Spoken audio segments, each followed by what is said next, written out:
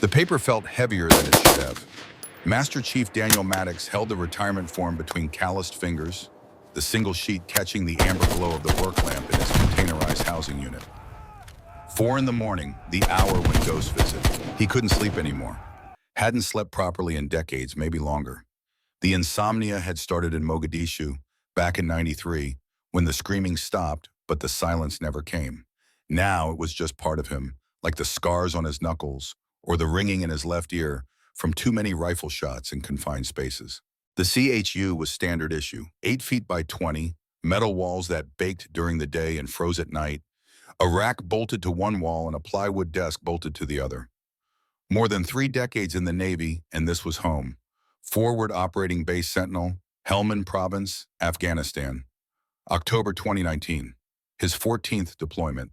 His last deployment. The form had a line at the bottom. Signature required. All he had to do was sign and it would be over. Nearly 60 years old. 35 years of service. Time to go. He set the paper down and looked at his hands instead.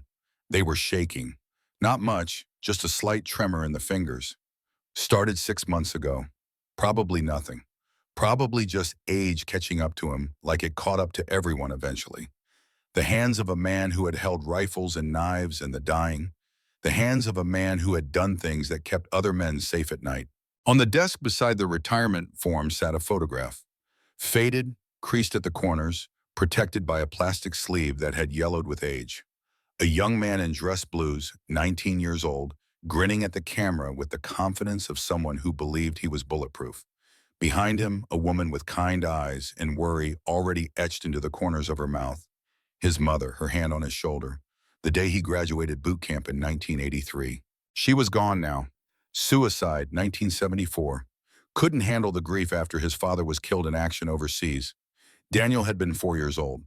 Raised by his uncle after that, a Marine Corps veteran who taught him that weakness was a choice and pain was just information.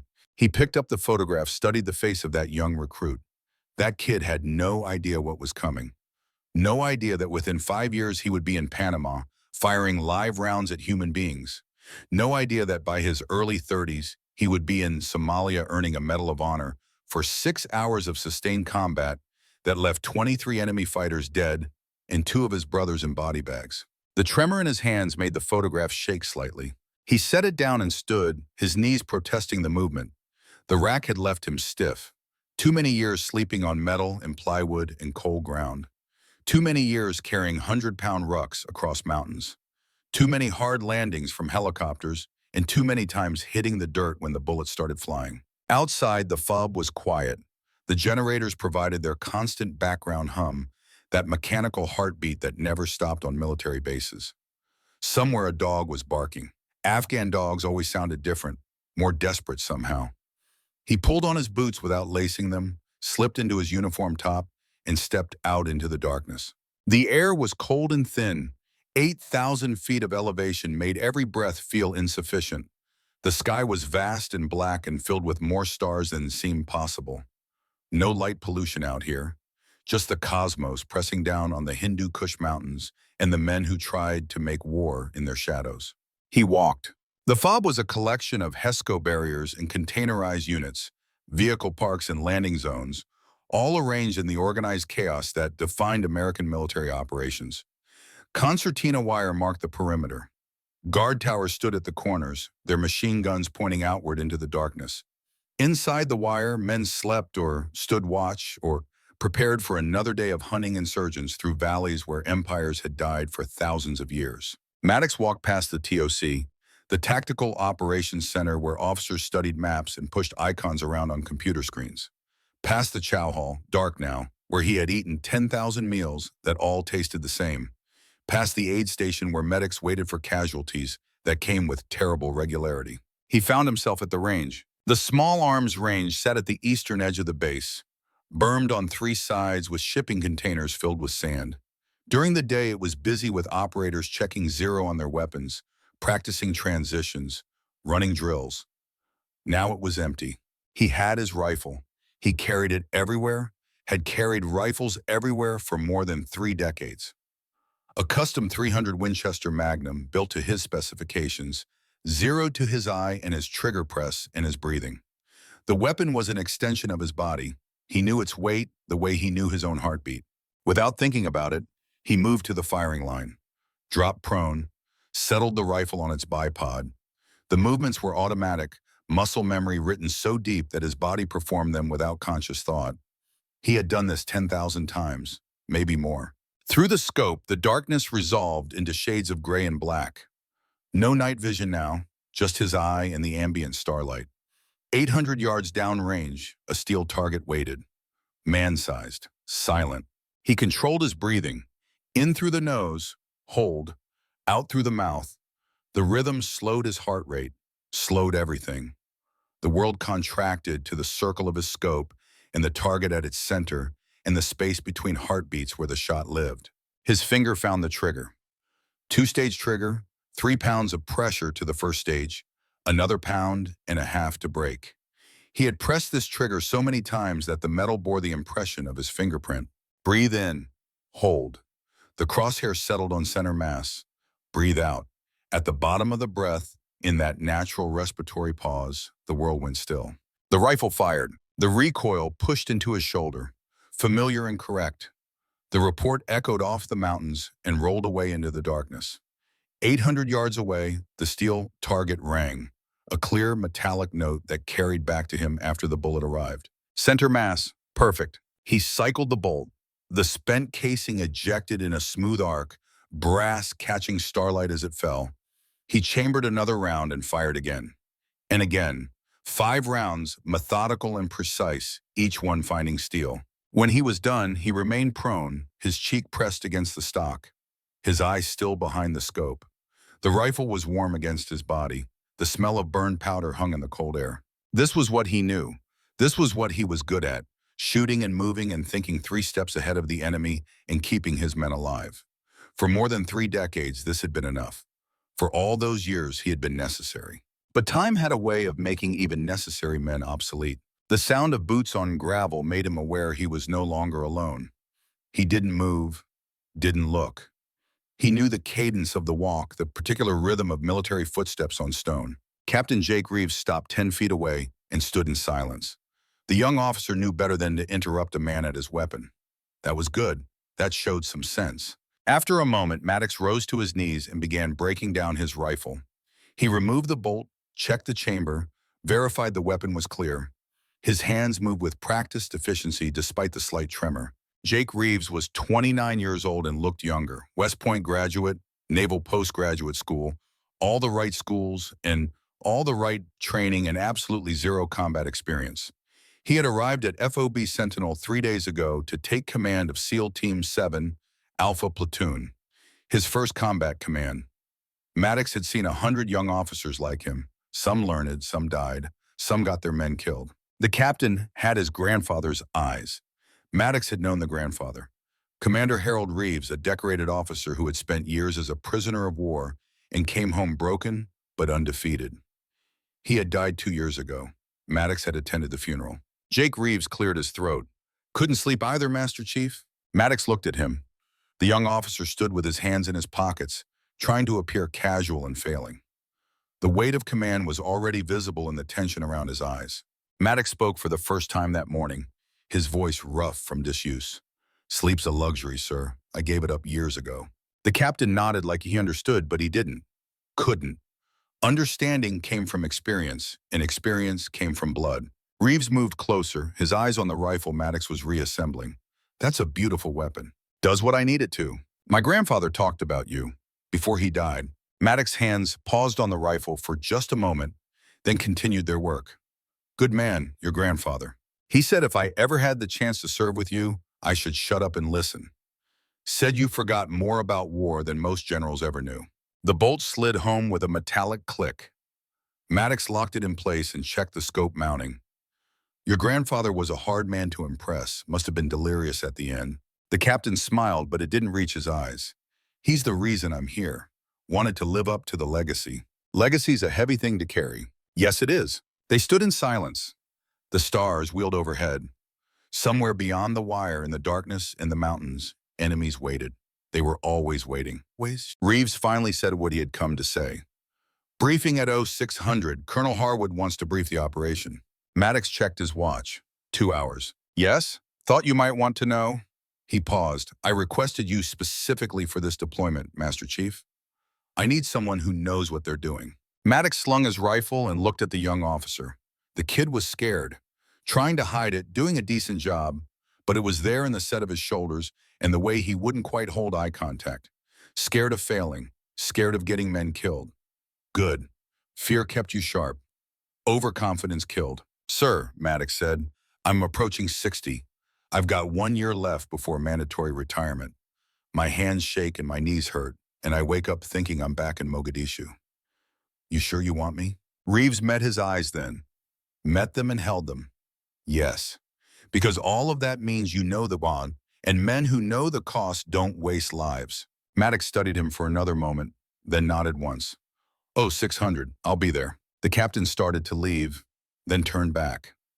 Master Chief, one more thing. Colonel Harwood doesn't know I requested you.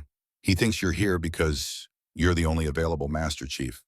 Might be best to keep it that way. Why's that? Because Harwood doesn't like people who question him, and I have a feeling you're going to question him. Maddox allowed himself a thin smile. Smart kid, I'll be diplomatic. The captain left. His footsteps faded into the darkness and the sound of the generators.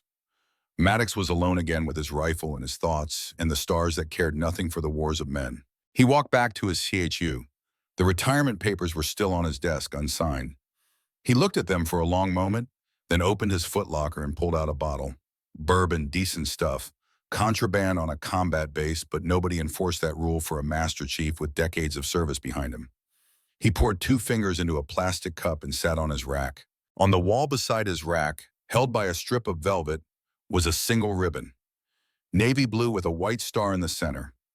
Medal of Honor. He had worn it exactly once at the ceremony in the White House in 1994. President Clinton had placed it around his neck and shaken his hand and said things about valor and heroism that sounded good for the cameras. Maddox had gone back to his team the next day and locked the medal in his footlocker and never spoke of it again. The medal wasn't for him. It was for Chen and Rodriguez, the 2 SEALs who died in Mogadishu while he lived. Their names were engraved in his memory deeper than any medal could ever be pressed. He drank the bourbon slowly, let the burns spread through his chest. Outside, the darkness began to fade at the edges. Dawn was coming. Another day in the war that never seemed to end. At 0500, he showered in the communal bathroom, cold water that shocked him awake. He shaved with a straight razor, the old-fashioned way, watching his reflection in the scratched metal mirror. The face that looked back was lined and weathered, more scar tissue than skin in places. The beard was shot through with gray. The eyes were the same though, still sharp, still watching. At 0540, he put on a fresh uniform and gathered his gear. Rifle, sidearm, body armor, helmet, 60 pounds of equipment that felt like wearing a second skin. He had been putting on this gear for so many years that he could do it in the dark, in his sleep, under fire. The Tactical Operations Center was busy when he arrived. Maps covered the walls, showing terrain and grid coordinates and enemy positions marked in red. Radio operators sat at consoles, monitoring frequencies, their headsets crackling with distant voices.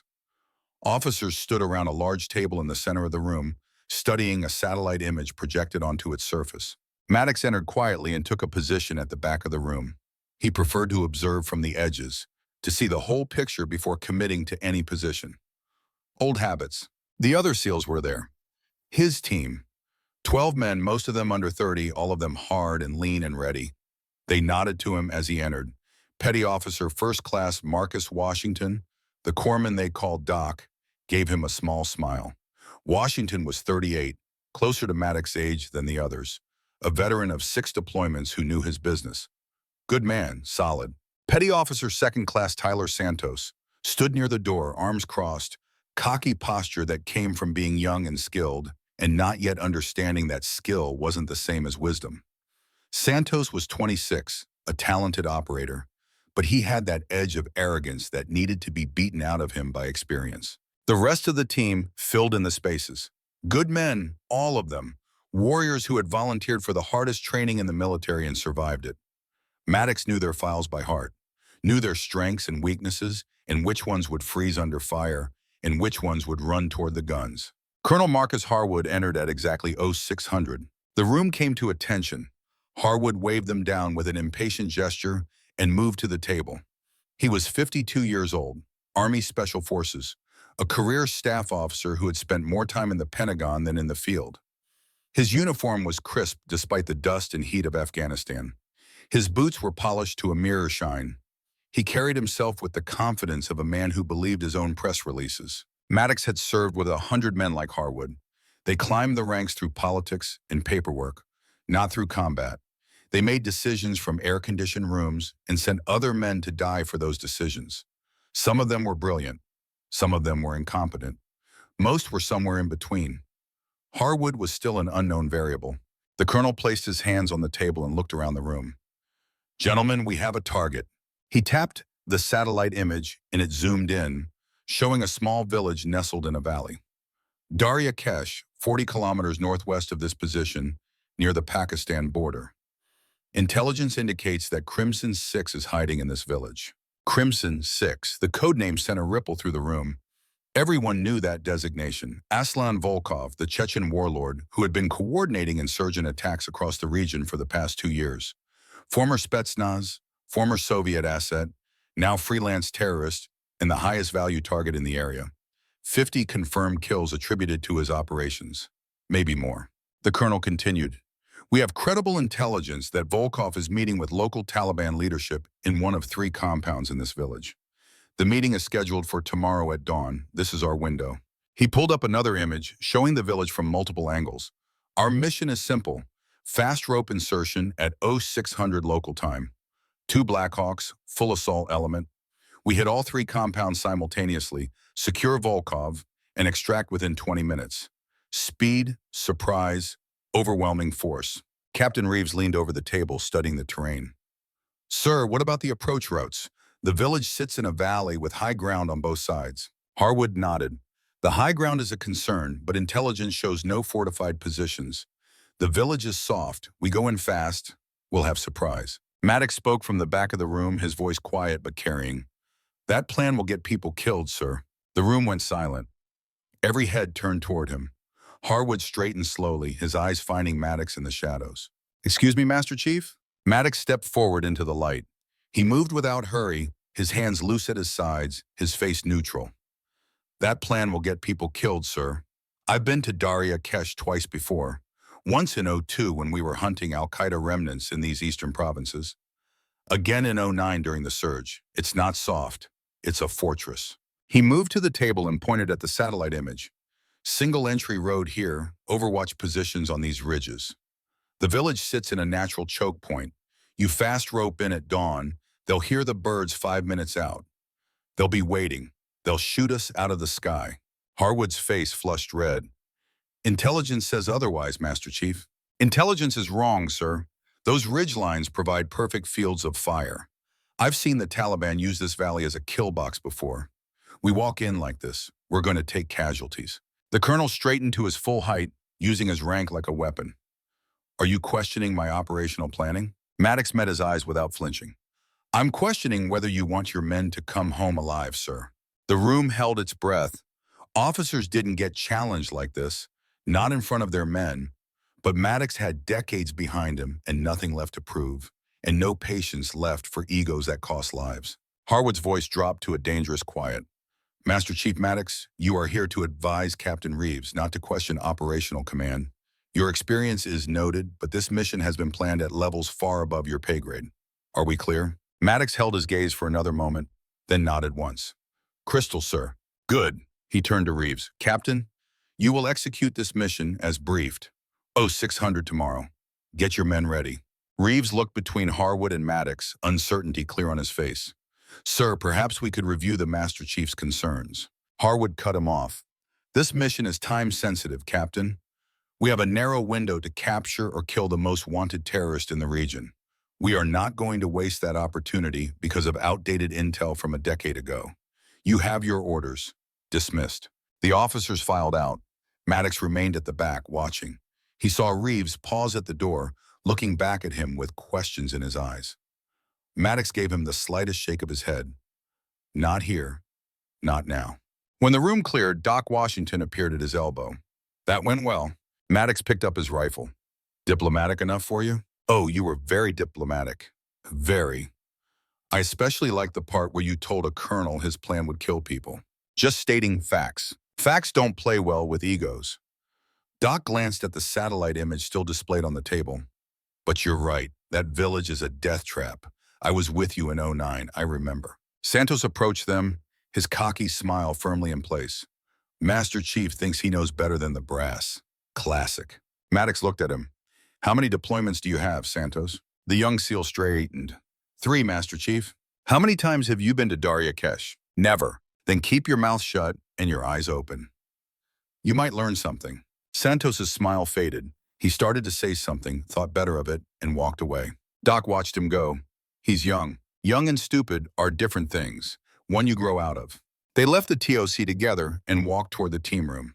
The sun was fully up now, burning away the cold of the night and replacing it with heat that would build until the afternoon was unbearable. Afghanistan had 2 temperatures, freezing and baking, nothing in between. The team room was their space, a reinforced tent at the far end of the compound. Inside, the SEALs had made it their own. Weapon racks lined the walls, secured gear hanging from hooks and pegs. A coffee maker sat on a folding table, producing the thick black sludge that fueled every military operation. Posters and photos covered the walls, some official, most not. A dartboard bore the scarred face of Osama bin Laden, pockmarked with holes. The rest of the team was already there, prepping gear for the mission. Magazines loaded, optics checked, communications equipment tested. The work was methodical and quiet, each man lost in his own preparation ritual. Maddox moved to his corner and began his own ritual. He stripped his rifle partially, laying key components on a clean towel. Bolt, firing pin, trigger, assembly. He inspected each piece with solvent and cloth, checking for wear, checking for any sign of malfunction. A rifle that jammed at the wrong moment was a death sentence. Santos sat across from him, loading magazines, deliberately loud about it. I heard the colonel's plan is solid. Fast in, fast out. Textbook. Doc, working on his medical kit nearby, shook his head. There's no such thing as textbook in combat, kid. Every mission writes its own rules. Santos shrugged. Master Chief's just old school. World's different now. We've got better intel, better tech. Better body bags too, Doc said quietly. Maddox continued inspecting his rifle, not looking up. Santos, you know who I am? The young SEAL hesitated. You're Master Chief Maddox. Everyone knows who you are. Do they now? What do they know? That you're some kind of legend, Medal of Honor and all that, that you've been around forever. Maddox held up his rifle bolt to the light, checking the firing pin. Let me tell you what I am, Santos. I'm a man who's buried 14 brothers. 14 men I served with who went home in flag-draped boxes because someone made a bad call. I'm a man who's made plenty of bad calls himself and lived to regret every one.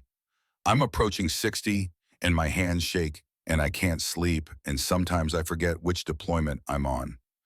But I'm still here. Want to know why? Santos didn't answer. Because I listen when my gut tells me something's wrong. And my gut is screaming right now. He reassembled the bolt and locked it in place. That village is a trap. We go in like Harwood wants. We're going to take casualties. Maybe KIA, maybe you, maybe me, maybe all of us. The room had gone quiet. Every SEAL was listening now. Santos met his eyes, some of the cocky confidence fading. What would you do different? Reconnaissance first, 4-man team, foot insertion, 30 clicks out. Move in quiet, set up overwatch, observe for 48 hours. Confirm the target's actually there. Map the defenses. Then, if it's viable, we call in the assault force for a precision night raid. Minimal exposure, maximum effectiveness. That would take days. The colonel said the window is tomorrow. Then the colonel is more concerned with his timeline than with your life. Maddox resumed his work. But he's the commander. So we follow his plan, and we hope his intelligence is better than my experience. What if it's not? Maddox looked at him. Then you better make peace with whatever God you believe in, because you might meet him tomorrow. Santos paled slightly. He went back to loading magazines, quieter now. Captain Reeves appeared in the doorway. Master Chief, can I see you outside? They walked to a quiet spot behind the tent, out of earshot of the others. Reeves looked exhausted, the weight of command already pressing down on him like a physical thing. He needs your advice. the captain said without preamble. Gave it. He didn't want it. I know, but I do. Reeves ran a hand through his hair. This is my first combat command, Master Chief. My father was a general. My grandfather earned the Navy Cross and spent years being tortured as a prisoner of war. I've been preparing for this my entire life.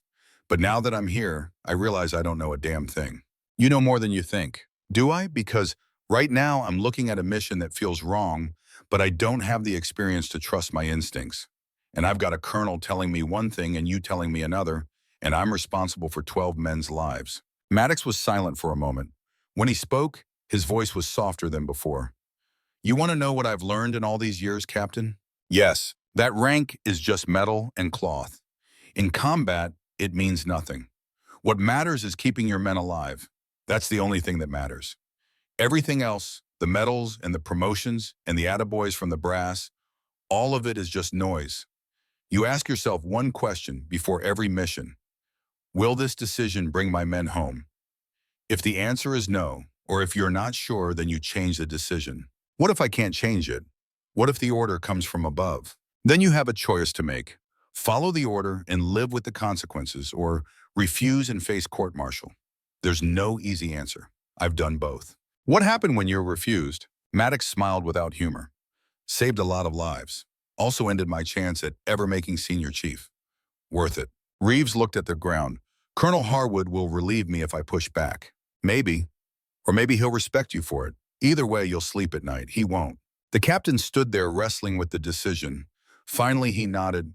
I'm going to request a 48-hour delay. For reconnaissance. Good. He'll say no. Probably, but you'll have said it. You'll have fought for your men. That matters. Reeves started back toward the TOC, then turned. Master Chief, why'd you stay in so long? You could have retired 10 years ago. Maddox looked out at the mountains, their peaks white with snow that never melted. Because this is all I know, Captain. This is all I'm good at. When I leave here, I don't know who I am anymore. You're a warrior. Warriors need wars. What happens when the war ends? Reeves had no answer for that. He left Maddox standing in the dust and the heat, alone with his thoughts and his ghosts. The rest of the day passed in preparation. Gear was staged. Weapons were checked and rechecked. Communications protocols were reviewed. Medical supplies were inventoried. The small, endless tasks that filled the hours before a mission. At 1700, word came down. Captain Reeves had requested a delay for reconnaissance. Colonel Harwood had denied it. The mission would proceed as planned, 0600 the following morning. The SEALs received the news without comment. They were professionals. When the order came, they would execute it, regardless of their personal feelings. That was the job. But Maddox saw it in their faces, the subtle tightening around the eyes, the way hands lingered on equipment being checked. They knew. Every operator in the room knew that something was wrong with this mission. At 1900, Maddox was in the chow hall, forcing down food he didn't taste. Deployment food, subdued, the same brown and green and beige meals he had eaten on every deployment since Panama. MREs dressed up to look like real food. He ate because his body needed fuel, not because he wanted to. His sat phone buzzed in his pocket. Personal phone, civilian number. Almost nobody had this number. He pulled it out and looked at the screen. Unknown number. Text message. Dad, it's Sarah. I'm at FOB Leatherneck, 40 clicks, so we need to talk. He stared at the message for a long time. Sarah, his daughter, 32 years old now. He had not spoken to her in 8 years. Not since his second divorce from her mother. Not since Sarah had finally given up trying to have a relationship with a father who was never there. She was in Afghanistan, 40 kilometers away. Army trauma surgeon, he knew that much from mutual contacts. But he hadn't known she was deployed, hadn't known she was in country, hadn't known she wanted to talk. His thumb hovered over the keyboard. He could respond, could ask what she wanted to talk about, could try one more time to bridge the gap that had opened between them. Instead, he deleted the message. Doc had seen the phone, seen his face. Everything okay? Maddox put the phone away. Fine, just spam. Doc didn't believe him, but he didn't push. That was another thing Maddox appreciated about the old corpsman. He knew when to talk and when to shut up. At 2200, Maddox lay on his rack, staring at the ceiling of his CHU. The retirement papers were still on his desk, unsigned. In 24 hours, they would hit Daria Kesh. In 24 hours, he might be dead. The papers might not matter anymore. He thought about Sarah, about the message he had deleted, about all the messages over the years he had ignored or deleted or meant to respond to, but never did. About a daughter who had grown up without him, who had become a woman and a doctor and a soldier without her father there to see it. He thought about Chen and Rodriguez, dead in Mogadishu, their blood soaking into African dirt while he lived. About all the other men he had buried over the decades. About the weight of survival when good men died. He thought about tomorrow's mission and the trap he knew they were walking into, and the young captain trying to do the right thing against a colonel who couldn't see past his own ego. He thought about being in his late 50s with shaking hands and bad knees and nightmares that never stopped. About being obsolete in a military that wanted younger, faster, cheaper. At midnight, he gave up on sleep.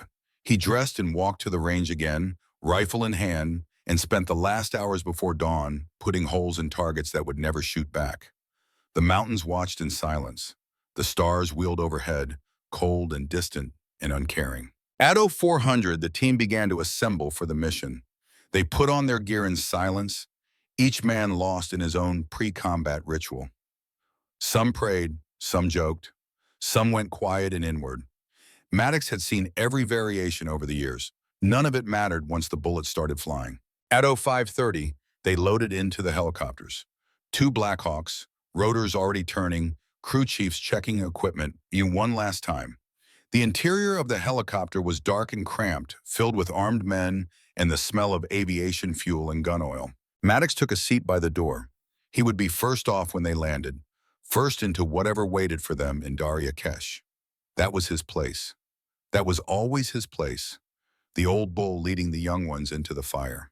Captain Reeves sat across from him, face pale in the red light of the cabin. Their eyes met. Reeves nodded once, a small gesture of acknowledgement. Whatever happened next, they would face it together. The helicopter lifted off. The fob fell away below them, growing smaller, the lights fading into the darkness. They climbed toward the mountains, toward the dawn, toward a village in a valley where enemies waited and blood would be spilled. Maddox checked his rifle one more time, chambered around, set the safety. His hands were steady now. When the mission started, the tremor always stopped. When the mission started, he knew exactly who he was and what he was meant to do. For a few more hours at least, Master Chief Daniel Maddox was still necessary. Still a warrior, still the last of the old breed. The helicopter flew into the darkness. Below, Afghanistan unfolded in shades of gray and black, ancient and unforgiving, waiting to write another chapter in its long history of killing men who thought they could conquer it. And in a valley 40 kilometers northwest, in a village called Darya-Kesh, other men prepared their own weapons and waited for the Americans to come. The sun rose slowly over the Hindu Kush. The war continued, as it always had, as it always would. The helicopter flew low over the mountains, skimming ridgelines that rose like the broken teeth of giants. The rotors beat a steady rhythm against thin air, a mechanical heartbeat that filled the cabin and made conversation impossible. Not that anyone was talking.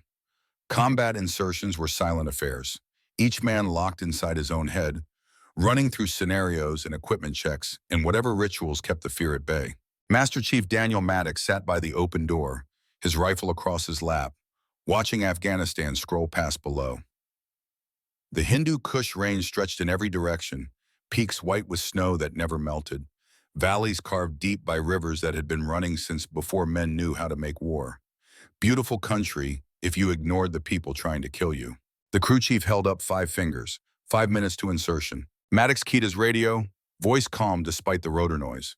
5 mics, check your gear. The team responded without words, each man running through his final checks. Magazine seated properly, night vision working, radio set to the right frequency, medical kit accessible. Every small detail that could mean the difference between coming home and going home in a box. Captain Jake Reeves sat across from Maddox, his face pale in the red cabin light. The young officer had his eyes closed, lips moving in what might have been prayer or might have been a mental rehearsal of the mission. Hard to tell, hard to care. Every man dealt with pre-combat nerves in his own way. Tyler Santos sat next to Reeves, cocky even now, checking his rifle with exaggerated confidence. The kid thought he was bulletproof. They all did at that age. Combat had a way of correcting that misconception, usually in ways that left scars. Doc Washington caught Maddox's eye and gave a small nod. The corpsman was solid, always had been. In 6 deployments together, Maddox had never seen Doc freeze or panic or make a mistake under fire.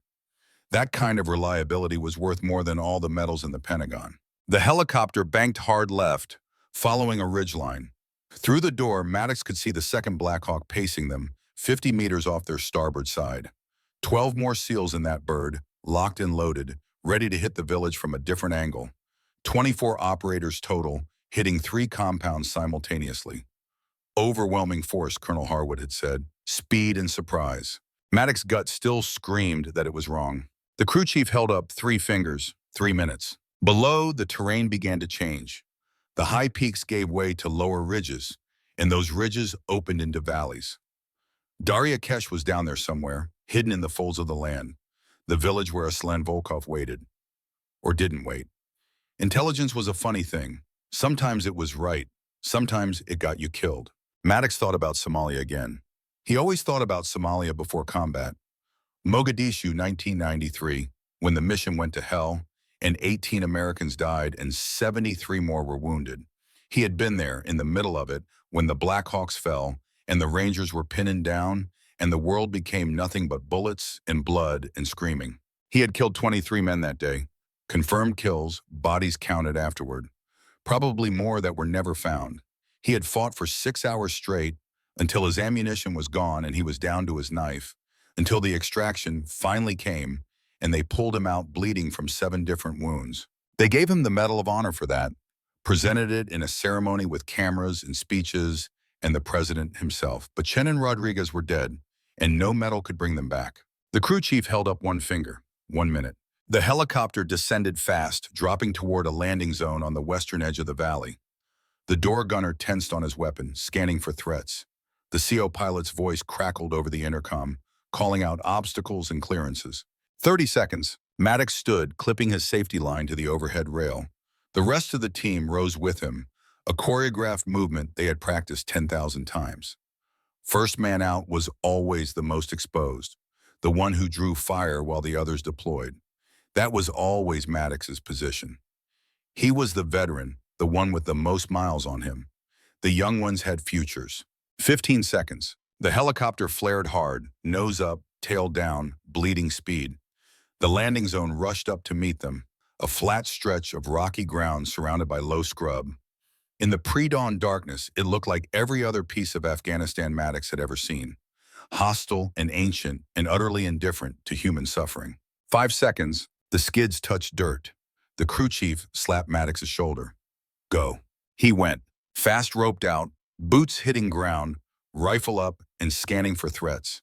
The rest of the team flowed out behind him, spreading into a defensive perimeter, each man covering his sector. The rotor wash kicked up dust and gravel, stinging exposed skin, making visibility 0. Somewhere to his left, the second helicopter was landing, disgorging its load of operators. Then both birds lifted off, climbing hard and fast, their noise fading into the distance. The sudden silence was shocking. No more rotors, no more engines, just wind and darkness and the sound of 24 men breathing. Maddox keyed his radio. All stations, radio check. One by one, the team leaders checked in. Alpha actual, Bravo actual, Charlie actual. All teams on the ground, all teams ready. Captain Reeves moved up beside Maddox, his night vision goggles down, his face invisible behind the green glow. Master Chief, we're 2 clicks from the village. Straight shot down this valley. Straight shot into a potential kill zone, Maddox thought, but didn't say. Yes, sir. Let's move. The teams formed up and began moving. Standard patrol formation, staggered column with scouts out front and rear security pulling drag. They moved quietly, boots careful on the rocky ground, weapons held at low ready. Every 50 meters they halted, listened, scanned with thermal optics for heat signatures that might indicate enemy presence. Nothing. The valley was empty and silent. Too empty, too silent. Maddox had been doing this for decades. He knew the feel of terrain that was safe and terrain that was waiting to kill you. This valley felt wrong. The walls were too steep, the floor too narrow. Natural choke point. If he were planning an ambush, this is exactly where he would do it. He moved up to Captain Reeves. Sir, I don't like this. The young officer stopped, held up a fist to halt the column. What's wrong? Maddox scanned the ridge lines with his thermal sight. Nothing visible, no heat signatures, no movement. Everything's wrong. This valley is a funnel. We're exposed on both sides. If they know we're coming, this is where they'll hit us. Intelligence says the village is unaware.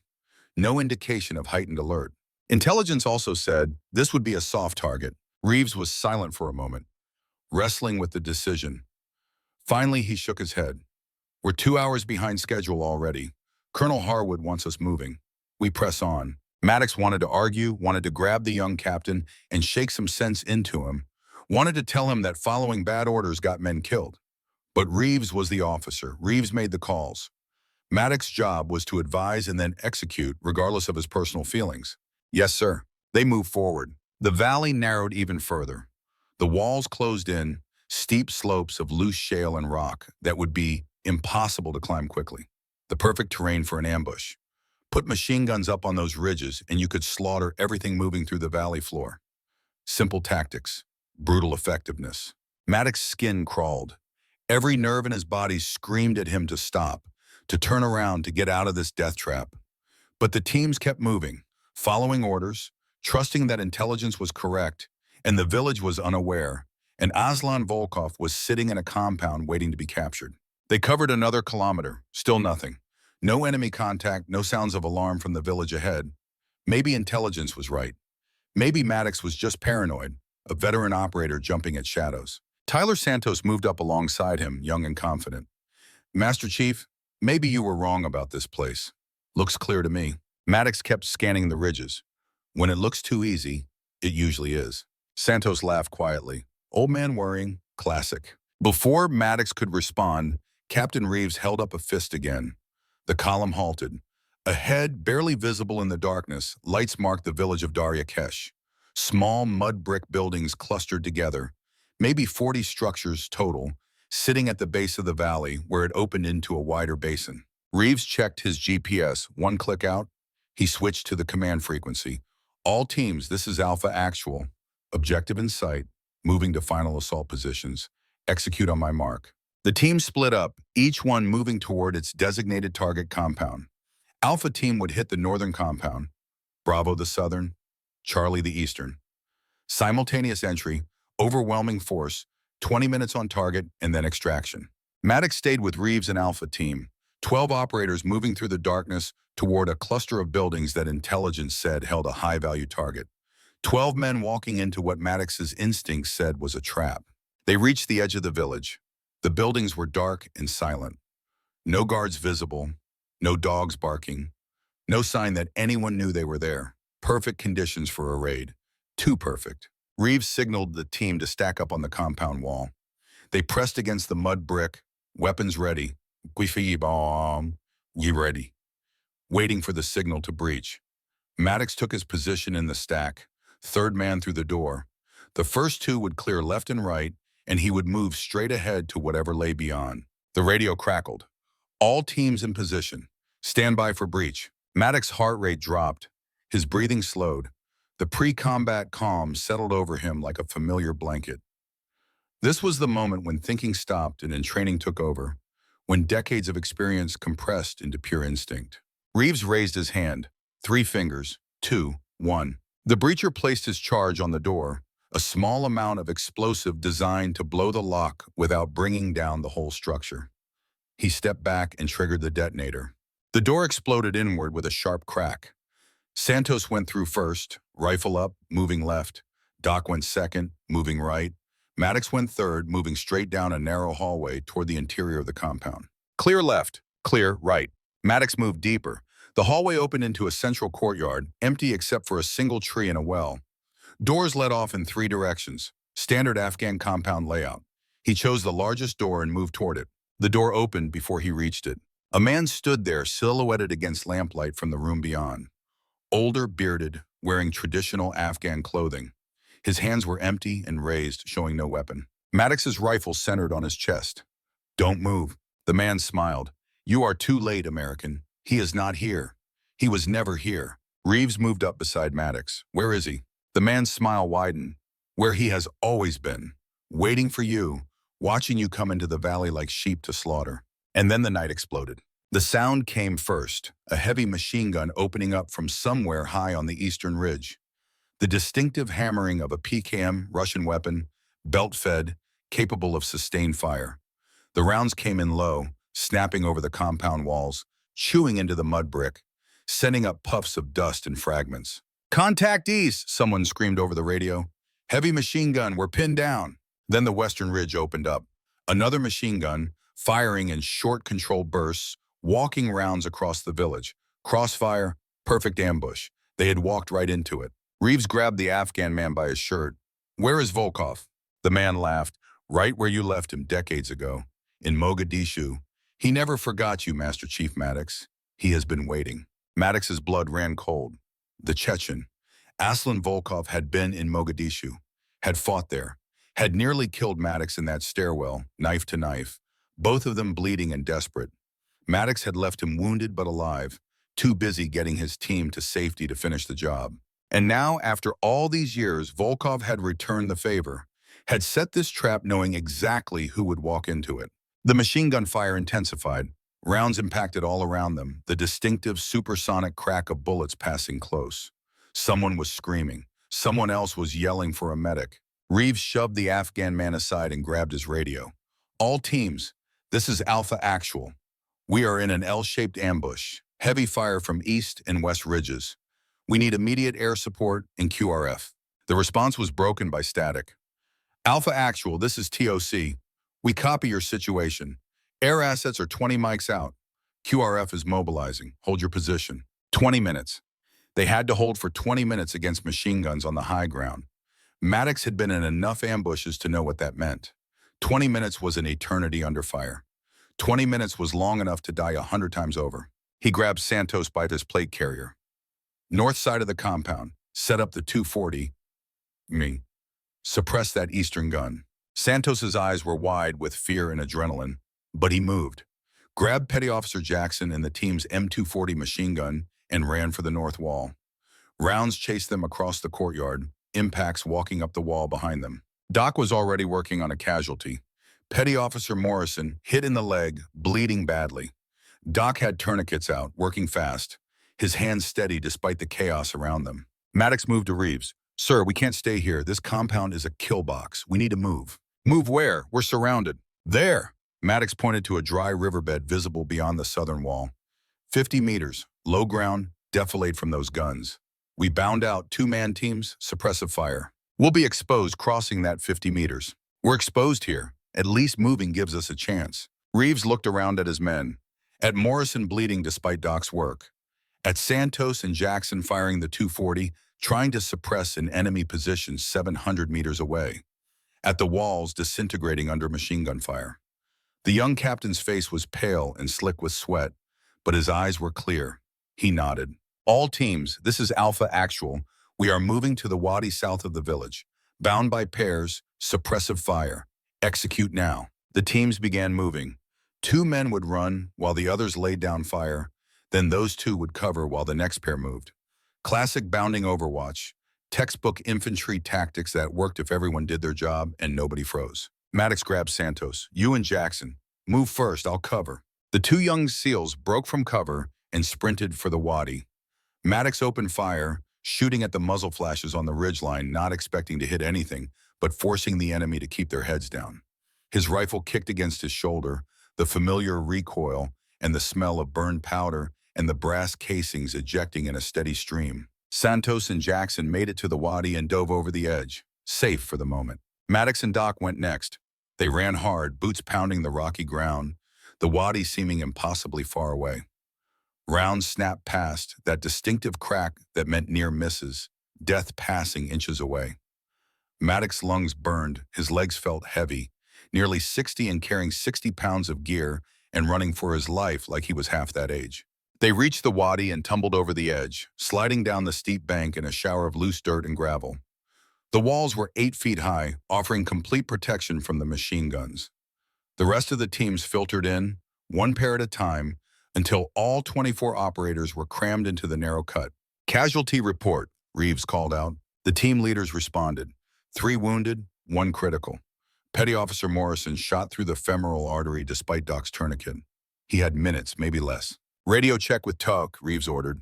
Maddox tried his radio, nothing but static. He switched frequencies, tried again. Still nothing. The ridges were blocking their signal, or the enemy was jamming them, or both. Either way, they were cut off. No communication with the base, no air support, no quick reaction force coming to save them. They were on their own. Captain Reeves looked at Maddox, the question clear in his eyes even if he didn't voice it. Now what? The wadi ran roughly north to south, twisting through the terrain like a dry snake. In the rainy season, it would be a raging torrent. Now it was their only cover, their only hope. Maddox pulled out his map and studied it by red flashlight, comparing the terrain to what he could see. Sir, this wadi forks about 500 meters north. Main branch continues northwest toward the village. But there's a smaller tributary that cuts back to the east, toward the enemy position. Toward the position we just cleared, the eastern gun. If we can get back up on that ridge, we flip the situation. We take the high ground. Reeves stared at him. You want to attack? I want to survive. They expect us to retreat or dig in here and wait for rescue. They won't expect us to move toward them. It's our only tactical advantage. The young captain looked around at his men. 24 exhausted operators, 3 wounded, ammunition already running low. Then he looked back at Maddox, and in that moment something changed. The uncertainty left his eyes. The weight of command settled on him, and he accepted it. You're right. He raised his voice. Listen up. We're moving north to the fork, then east up to the ridge. We're taking that gun position. Single file, stay quiet, stay tight. Master Chief will lead. Santos spoke up, his voice shaking slightly. Sir, that's moving toward them. We should move south, get out of the kill zone. Maddox looked at the young SEAL. Santos, I've learned one thing over the years. The enemy always expects you to do the logical thing. So we do the illogical thing. We get inside their decision cycle. We become the hunters instead of the hunted. Santos didn't look convinced, but he nodded. Doc finished working on Morrison, leaving him with another SEAL to keep pressure on the wounds. The corpsman moved to Maddox's side, his hands still stained with Morrison's blood. Lead the way, Master Chief. I'm with you. They moved out. Single file through the narrow wadi. Boots slipping on loose gravel, weapons held ready, every man hyper-aware that one wrong turn could lead them into another ambush. The walls of the wadi rose on either side, blocking their view of anything beyond. They were blind, moving through a maze, trusting Maddox's map and his memory and his decades of experience in terrain just like this. The machine gun fire continued above them, but it was blind fire now, the enemy shooting at positions they thought the Americans occupied. The SEALs had vanished into the earth, and the insurgents didn't know where they had gone. Good. Let them wonder. Let them worry. The wadi forked exactly where Maddox's map said it would. The main branch continued northwest, wide and easy to travel. The tributary was narrow and choked with rocks, barely wide enough for a man to move through sideways. It would be slow going. It would be miserable. It was perfect. This way. They entered the tributary. The walls closed in until they were less than 3 feet apart, forcing them to move sideways, their gear scraping against rock. The floor sloped upward, climbing toward the ridge.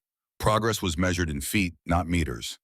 It was exhausting, claustrophobic work. Tyler Santos was behind Maddox, close enough to whisper, Master Chief, how do you do this? Do what? Stay calm. My heart is pounding so hard I can barely think. But you're just walking like we're on a training exercise. Maddox kept moving, his eyes on the terrain ahead. Fear is just your body getting ready to fight or run. It's information, not an order. You acknowledge it and keep moving. After enough firefights, it becomes background noise. How many firefights have you been in? Stopped counting after 100? Doesn't matter. Each one is the same. You survive or you don't. Worrying about it won't change the outcome. They climbed for 30 minutes, maybe 40. Time lost meaning in the darkness and the narrow confines of the wadi. Maddox's legs burned with the effort. His knees screamed in protest, but he kept moving, kept leading, because that's what senior enlisted did. They led from the front, they took the first bullet, they brought their men home. Finally, the wadi leveled out. The walls dropped to waist height, then knee height, then disappeared altogether. They were on the ridge. Maddox held up a fist. The column halted. He moved forward slowly, staying low until he could see over the crest of the ridge. Below, the valley spread out. the village of Darya Kesh visible as a cluster of dark shapes. And there, 200 meters to the east, the muzzle flashes of the machine gun that had been killing them. The gun crew was visible in thermal imaging. 4 men, 1 on the gun, 1 feeding ammunition, 2 providing security. They were focused on the valley below, on the compounds where they thought the Americans were pinned down. They had no idea that 12 SEALs were now behind them, above them, with clear fields of fire. Maddox signaled Reeves forward. The captain crawled up beside him and looked at the target through his own thermal sight. 4 men, machine gun, 200 meters. Reeves nodded. We can take them. Quiet or loud? If we go loud, the whole valley knows we're here. If we go quiet, we might have a few minutes before they realize what happened. Maddox thought about it. Quiet would mean knives, close in, brutal work. He was approaching 60 and his hands shook and his knees hurt, but he could still kill a man with a blade if he had to. He had done it before. He would do it again. Quiet, I'll take point. Reeves grabbed his arm. Master Chief, you're not going alone. Not alone. Doc comes with me. The rest of you set up Overwatch. If it goes sideways, you light them up. The captain didn't like it, but he knew better than to argue. Maddox had been doing this since before Reeves was born. Some things you learn to trust. Doc moved up beside Maddox. The corpsman pulled out his knife, a 7-inch blade designed for one purpose. His face was calm, professional. He had killed before. He would kill again. They moved down the slope toward the machine gun position. Slow and careful, placing each boot precisely, using the rocks and scrub for cover. The enemy was 100 meters away, then 50, then 25.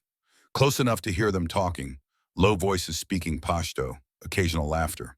They had no idea death was coming. 10 meters. Maddox could see the men clearly now, not just thermal shapes, but human beings. Young men, maybe 20 years old, probably local fighters paid to hold this position. They were bored and tired and thinking about home. In 30 seconds, they would be dead. Maddox pushed the thought away. Sympathy got you killed. These men had been shooting at his team, had wounded Morrison, had set this ambush to kill Americans. They had made their choice. Now they would face the consequences. 5 meters, close enough to strike.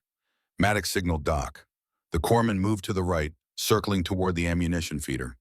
Maddox moved left, toward the gunner. The wind shifted. One of the security men turned, his AK-47 coming up, his eyes widening as he saw Maddox rising out of the darkness. He never got a chance to shout. Maddox moved fast, faster than someone his age should be able to move.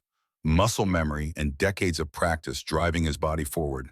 His left hand grabbed the security man's rifle, pushing it aside. His right hand drove the knife up under the ribs, angled toward the heart, the blade punching through cloth and skin and muscle. The man's eyes went wide, his mouth open. Maddox's left hand clamped over his mouth, muffling the sound. The security man thrashed for a moment, then went still. Maddox lowered him to the ground and moved toward the gunner. The gunner was turning, had seen his friend fall, was reaching for his pistol. Too slow. Maddox grabbed him from behind, one arm around his throat, the knife coming up. A quick thrust to the kidney, then another to the neck. Arterial blood sprayed hot across Maddox's hands. The gunner collapsed. Doc had taken the ammunition feeder with equal efficiency. That left one man, the second security guard, who finally understood what was happening and grabbed his radio. Tyler Santos, watching from Overwatch 50 meters away, took the shot. A single suppressed round from his rifle, barely louder than a cough. The security guard dropped, the radio falling from his hand. Silence. The machine gun position was secured. 4 enemy fighters dead in less than 20 seconds. Maddox keyed his radio, his voice barely above a whisper. Position secure. Moving the gun. The rest of the team moved down from Overwatch. They reached the gun position and immediately began setting up a defense. The PKM machine gun was repositioned, now pointing down into the valley, ready to fire on any enemy reinforcements. Santos and Jackson set up with their rifles, providing long-range precision fire. Doc checked each body, confirming the kills, taking any intelligence he could find. Captain Reeves moved beside Maddox. The young officer looked at the bodies, at the blood on Maddox's hands and knife, at the killing that had been done with such brutal efficiency. You make it look easy. Maddox wiped his blade on the dead gunner's clothing. It's not easy. It's just necessary. How many men have you killed, Master Chief? Maddox didn't answer. The question was irrelevant. The dead were dead, and counting them changed nothing. What mattered was the living, the men under his command who still breathed because he had killed before they could. The night was not over. The Western gun was still firing, still pinning down the teams trapped in the village. They had taken one position, but the fight continued. From their new vantage point, Maddox could see the entire valley, see the village below, the wadi where they had sheltered, the western ridge where the second machine gun continued its methodical fire, see the terrain and the tactical situation and the options available. And he saw something else. Movement on the valley floor, heat signatures, multiple contacts, moving from the village toward the wadi where they had been.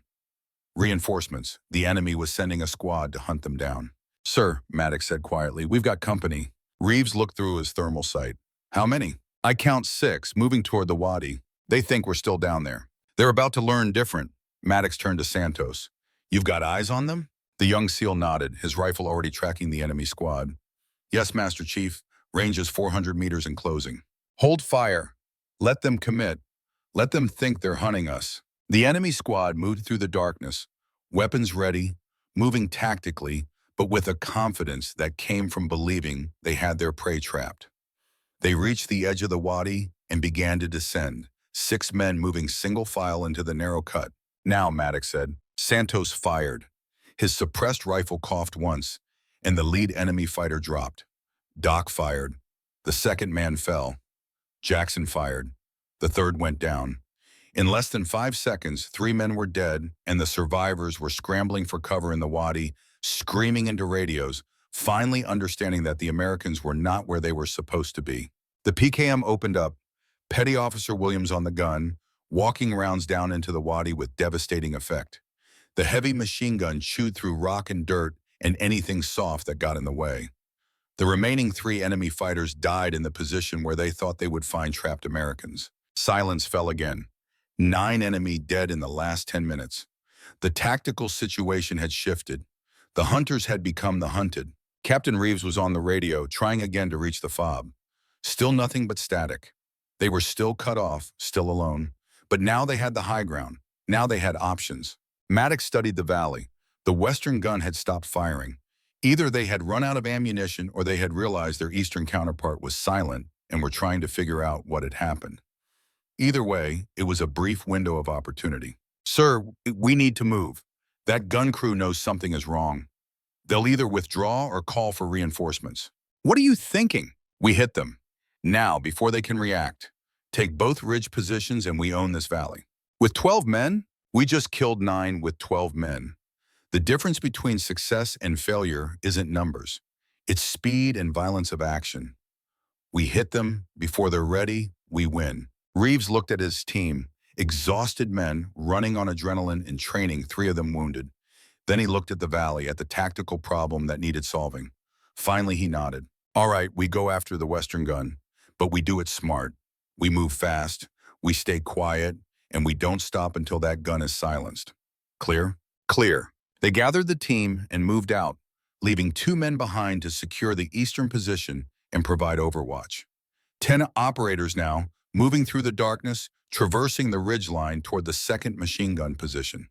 The terrain was treacherous, loose shale and hidden drops, but they moved with practiced care.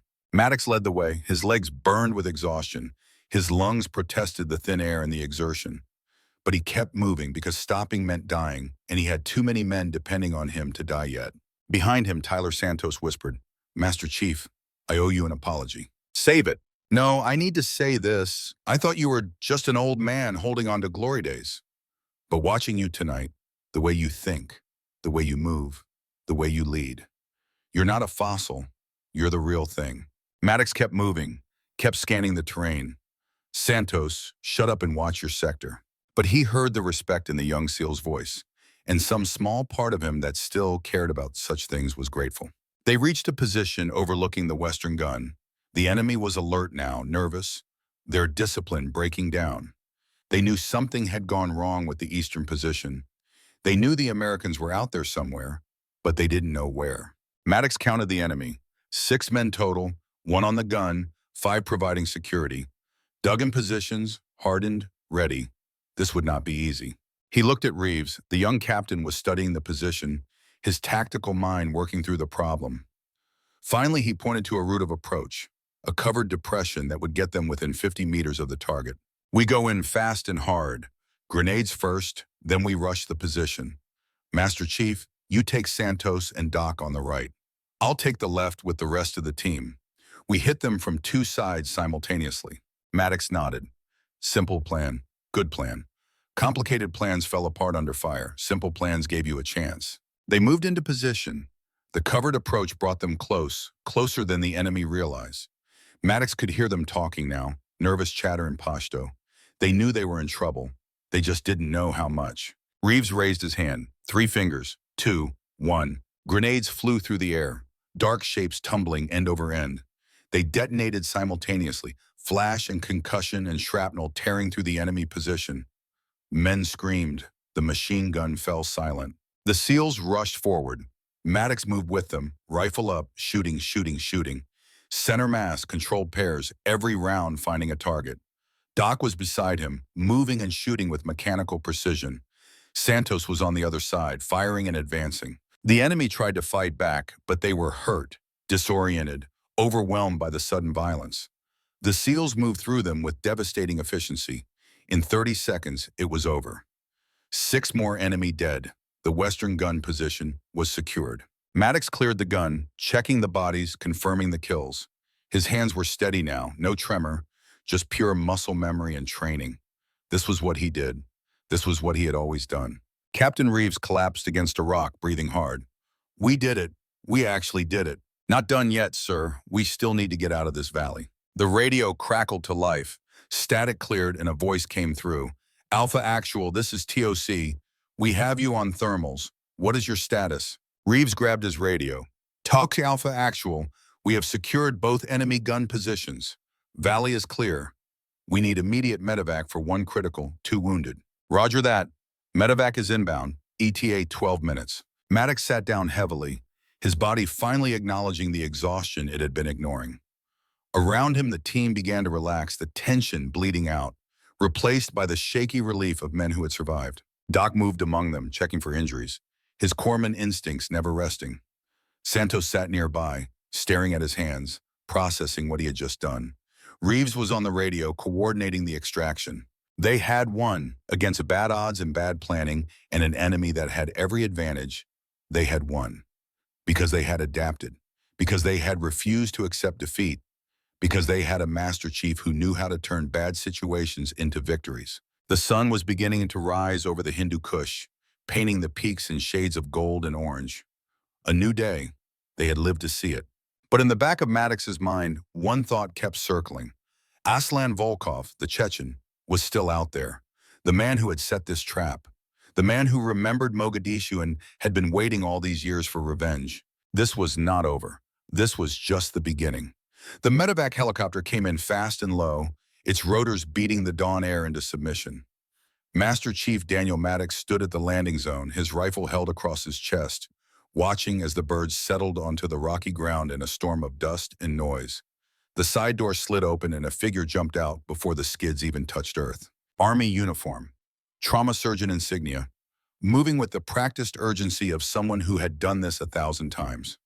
The surgeon ran toward where Doc Washington was working on Petty Officer Morrison, the wounded SEAL who had been bleeding out for the last 40 minutes despite everything Doc could do. The surgeon dropped to her knees beside Morrison and immediately began assessing the wound.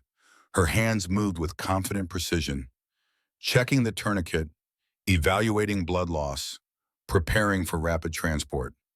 She called out orders to the helicopter crew without looking up, her voice clear and commanding despite the rotor noise. Maddox moved closer, providing security, his eyes scanning the ridgelines for any threat. But part of his attention was on the surgeon, something familiar in the way she moved, the set of her shoulders, the cadence of her voice giving orders. She looked up, meeting his eyes for the first time. The world stopped. Sarah, his daughter, 32 years old now, a woman he barely recognized, wearing the uniform of an army trauma surgeon with captain's bars on her collar. The last time he had seen her was 8 years ago, at his second divorce from her mother, when Sarah had finally told him she was done trying to have a relationship with a father who was never there. And now she was here, in Afghanistan, on this landing zone, saving the life of one of his men. Dad? Her voice carried shock and something else. Pain, maybe, or anger, or both. She stared at him like he was a ghost, like seeing him here in this valley at this moment was the last thing she had ever expected. Maddox opened his mouth, but no words came. What could he possibly say? Sorry I ignored your message. Sorry I deleted your text without responding. Sorry I chose this war over you for the countless time. Sarah turned back to Morrison, her professional mask slamming into place. We need to move him now. Internal bleeding, possible femoral artery compromise. He's got maybe 10 minutes. She and Doc lifted Morrison onto a stretcher. The helicopter crew grabbed the other end and they ran for the bird, moving fast, every second counting. Maddox watched them go, watched his daughter disappear into the helicopter, watched the bird lift off and bank hard toward the south in the field hospital at FOB Leatherneck. Captain Jake Reeves appeared beside him. Master Chief, you okay? Maddox didn't answer, couldn't answer. He was still staring at the empty sky where the helicopter had been, still processing what had just happened. That was your daughter, wasn't it? How did you know? Your face, you look like you'd seen a ghost. Reeves paused.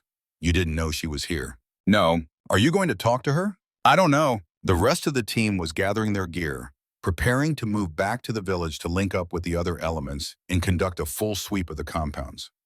The sun was fully up now, burning away the cold of the night, replacing it with the harsh brightness of an Afghan morning. Tyler Santos approached, his cocky confidence replaced by something more subdued. Master Chief, I just want to say thank you for tonight, for teaching me. Maddox looked at the young SEAL. Santos had blood on his hands and gear, had killed men for the first time, had crossed that line that separated civilians from warriors. The kid would never be the same. None of them ever were.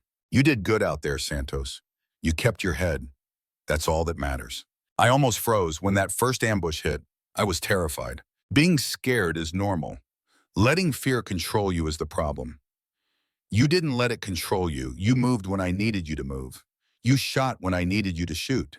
That's what makes you an operator. Santos nodded, some of the weight lifting from his shoulders. Then he asked the question that had probably been eating at him all night. Master Chief, how many men have you killed? Maddox was quiet for a moment. The question was inevitable. Every young warrior asked it eventually, trying to understand what it meant to take a life, trying to process the weight of it. I stopped counting after Mogadishu. Doesn't matter, the number changes nothing. What matters is why you killed them. To protect your brothers, to complete the mission, to survive. Those are the only reasons that let you sleep at night. Do you sleep at night? Maddox met his eyes. No, but that's not because of the men I killed. It's because of the men I couldn't save. Santos absorbed that, then walked away to help the others. Doc Washington came over, his medical kit still stained with Morrison's blood. Think he'll make it? Your daughter seemed to know what she was doing. If anyone can save him, she can. You told me to shut up about her earlier. I was wrong to do that. Doc studied him for a long moment. You gonna talk to her when we get back? I deleted her message last night. She reached out and I deleted it without responding. Maybe that's what you need to talk about. What am I supposed to say, Doc? Sorry I've been a terrible father? Sorry I chose this over you for decades? What words fix that kind of damage? Maybe start with the truth, that you were afraid, that you didn't know how to be both a father and a warrior, that you made the wrong choice and you regret it. I'm nearly 60, too late for regrets. It's never too late, trust me on this.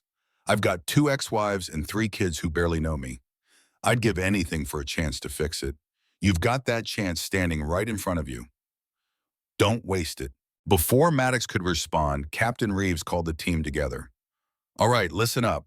We're moving back to the village to conduct a full sweep. Intelligence wants every compound cleared, every piece of intel collected. We're looking for anything that tells us where Volkov went. The name sent a chill through Maddox. Aslan Volkov, the Chechen, the man who had been in Mogadishu all those years ago, the man who had set this ambush knowing exactly who would walk into it. This was personal. This had always been personal. The team moved back to Daryakesh. The village was quiet now. The fighting over. The enemy dead or fled. Bullet holes scarred the mud brick walls. Brass casings littered the ground. The smell of cordite and blood hung in the air. They cleared the compounds one by one, methodical and thorough. Most were empty, the occupants having fled during the night. But in the third compound, the one where Maddox had confronted that Afghan man before the ambush, they found something. A room that had been used as a command post, maps on the walls showing the valley, the village, the insertion roads. radio equipment, still warm, and photographs, dozens of them, pinned to a board. Photographs of Maddox, old photos from his career, training exercises, deployments, official portraits. Someone had been collecting them for years, studying him, learning everything about him. And written across one of the photos in English, in careful block letters, a message. "We meet again, old friend. Like I promised in Mogadishu. You are very good, but I am better. Come find me. I will be waiting." It was signed with a simple symbol, a chess piece, a king. Reeves stood beside Maddox looking at the board. "This is about you. This whole operation was designed to kill you specifically.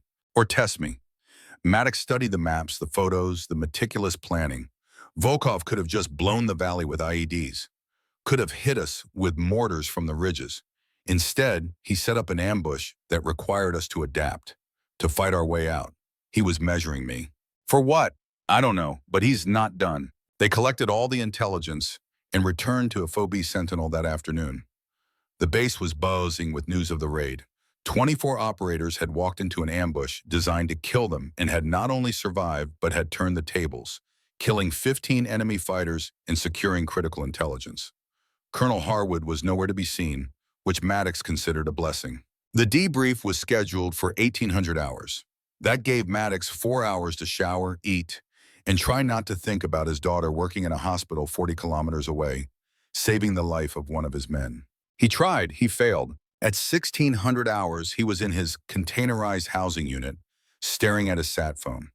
He had Sarah's number, had always had it, though he never called. His thumb hovered over the dial button, paralyzed by uncertainty and guilt and the accumulated weight of decades of failed fatherhood. Finally, he put the phone down. He would see her in person. Words were too easy to hide behind. If he was going to do this, he would do it right. Face to face. No screens, no distance, just a father and daughter who barely knew each other anymore. The debrief was held in the Tactical Operations Center. All 24 operators were there, along with Colonel Harwood, several intelligence officers, and a face on a video screen that Maddox recognized immediately. Admiral Richard Halsey, commander of Special Operations Command, Maddox's former commanding officer from years back. A good man, one of the few flag officers who had come up through the ranks the hard way and hadn't forgotten what it meant to bleed for your men. "Gentlemen," Admiral Halsey began, his voice carrying through the speakers with absolute authority. "Last night you walked into a trap designed to kill you. Not only did you survive, you turned that trap against the enemy and secured a significant tactical victory. Captain Reeves, your decision to follow Master Chief Maddox's tactical recommendations saved lives. Well done." "Thank you, sir." The Admiral's eyes moved to the screen, focusing on Maddox even through the video connection. "Master Chief Maddox, I've reviewed your actions during this operation. Your leadership, your tactical adaptability, your willingness to close with and destroy the enemy. You exemplified everything we expect from senior enlisted leaders. The Navy is lucky to have you." "Thank you, Admiral." "However," Halsey continued, "we have a problem. The intelligence you recovered indicates that Aslan Volkov, the Chechen, has made this personal. He's not just targeting American forces generally, he's targeting you specifically, which means we need to make a decision about how to proceed." Colonel Harwood spoke up from the back of the room.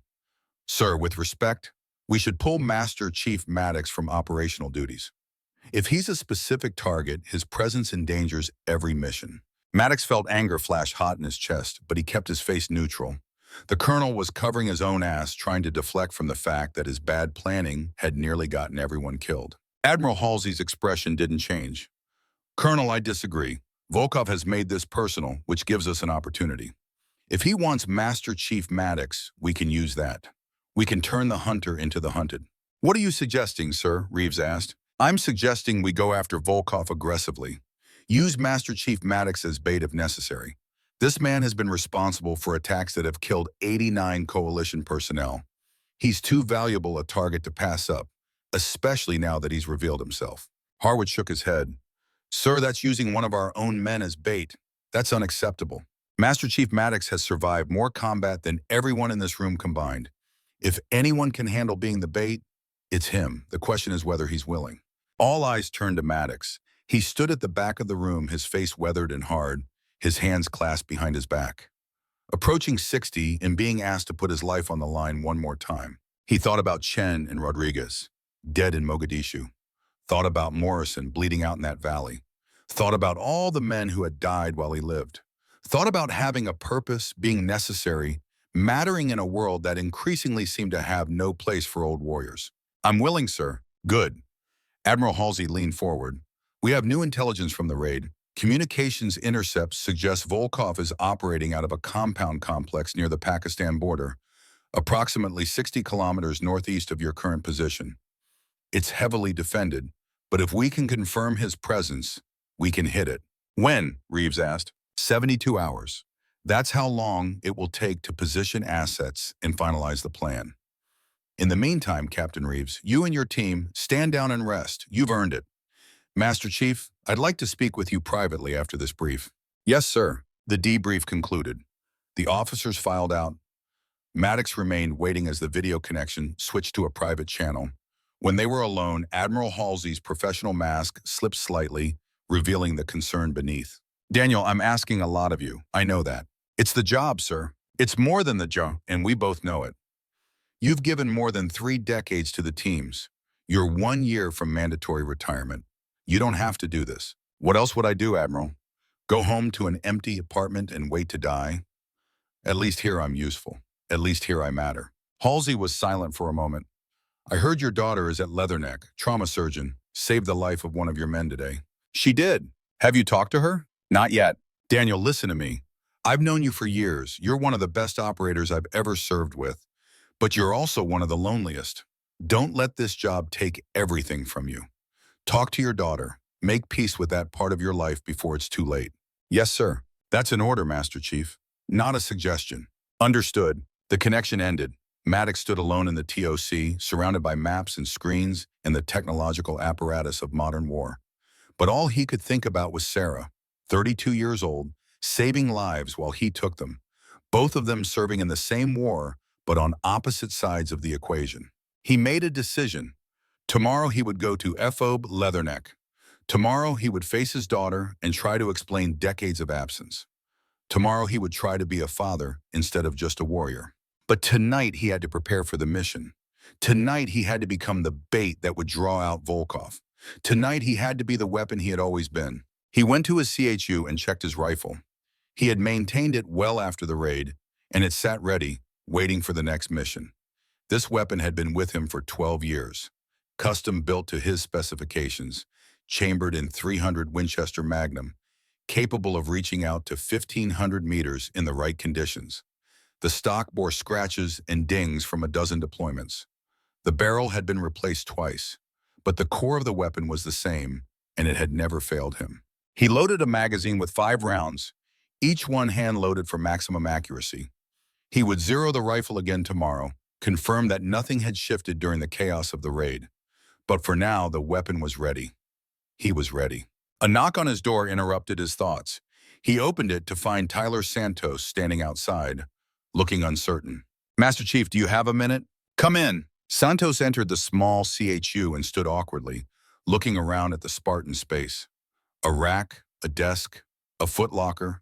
No decorations, no personal items, except for a single photograph and a Medal of Honor ribbon mounted on the wall. "What's on your mind, Santos?" "I've been thinking about what you said, about the men you couldn't save, about how that's what keeps you awake at night." "It's the truth. I killed 3 men today." Santos's voice was quiet, almost a whisper. "I can still see their faces, can still see the moment they died, and I don't feel what I thought I would feel." "What did you think you'd feel?" "Guilt, maybe. Remorse. Something. But I don't.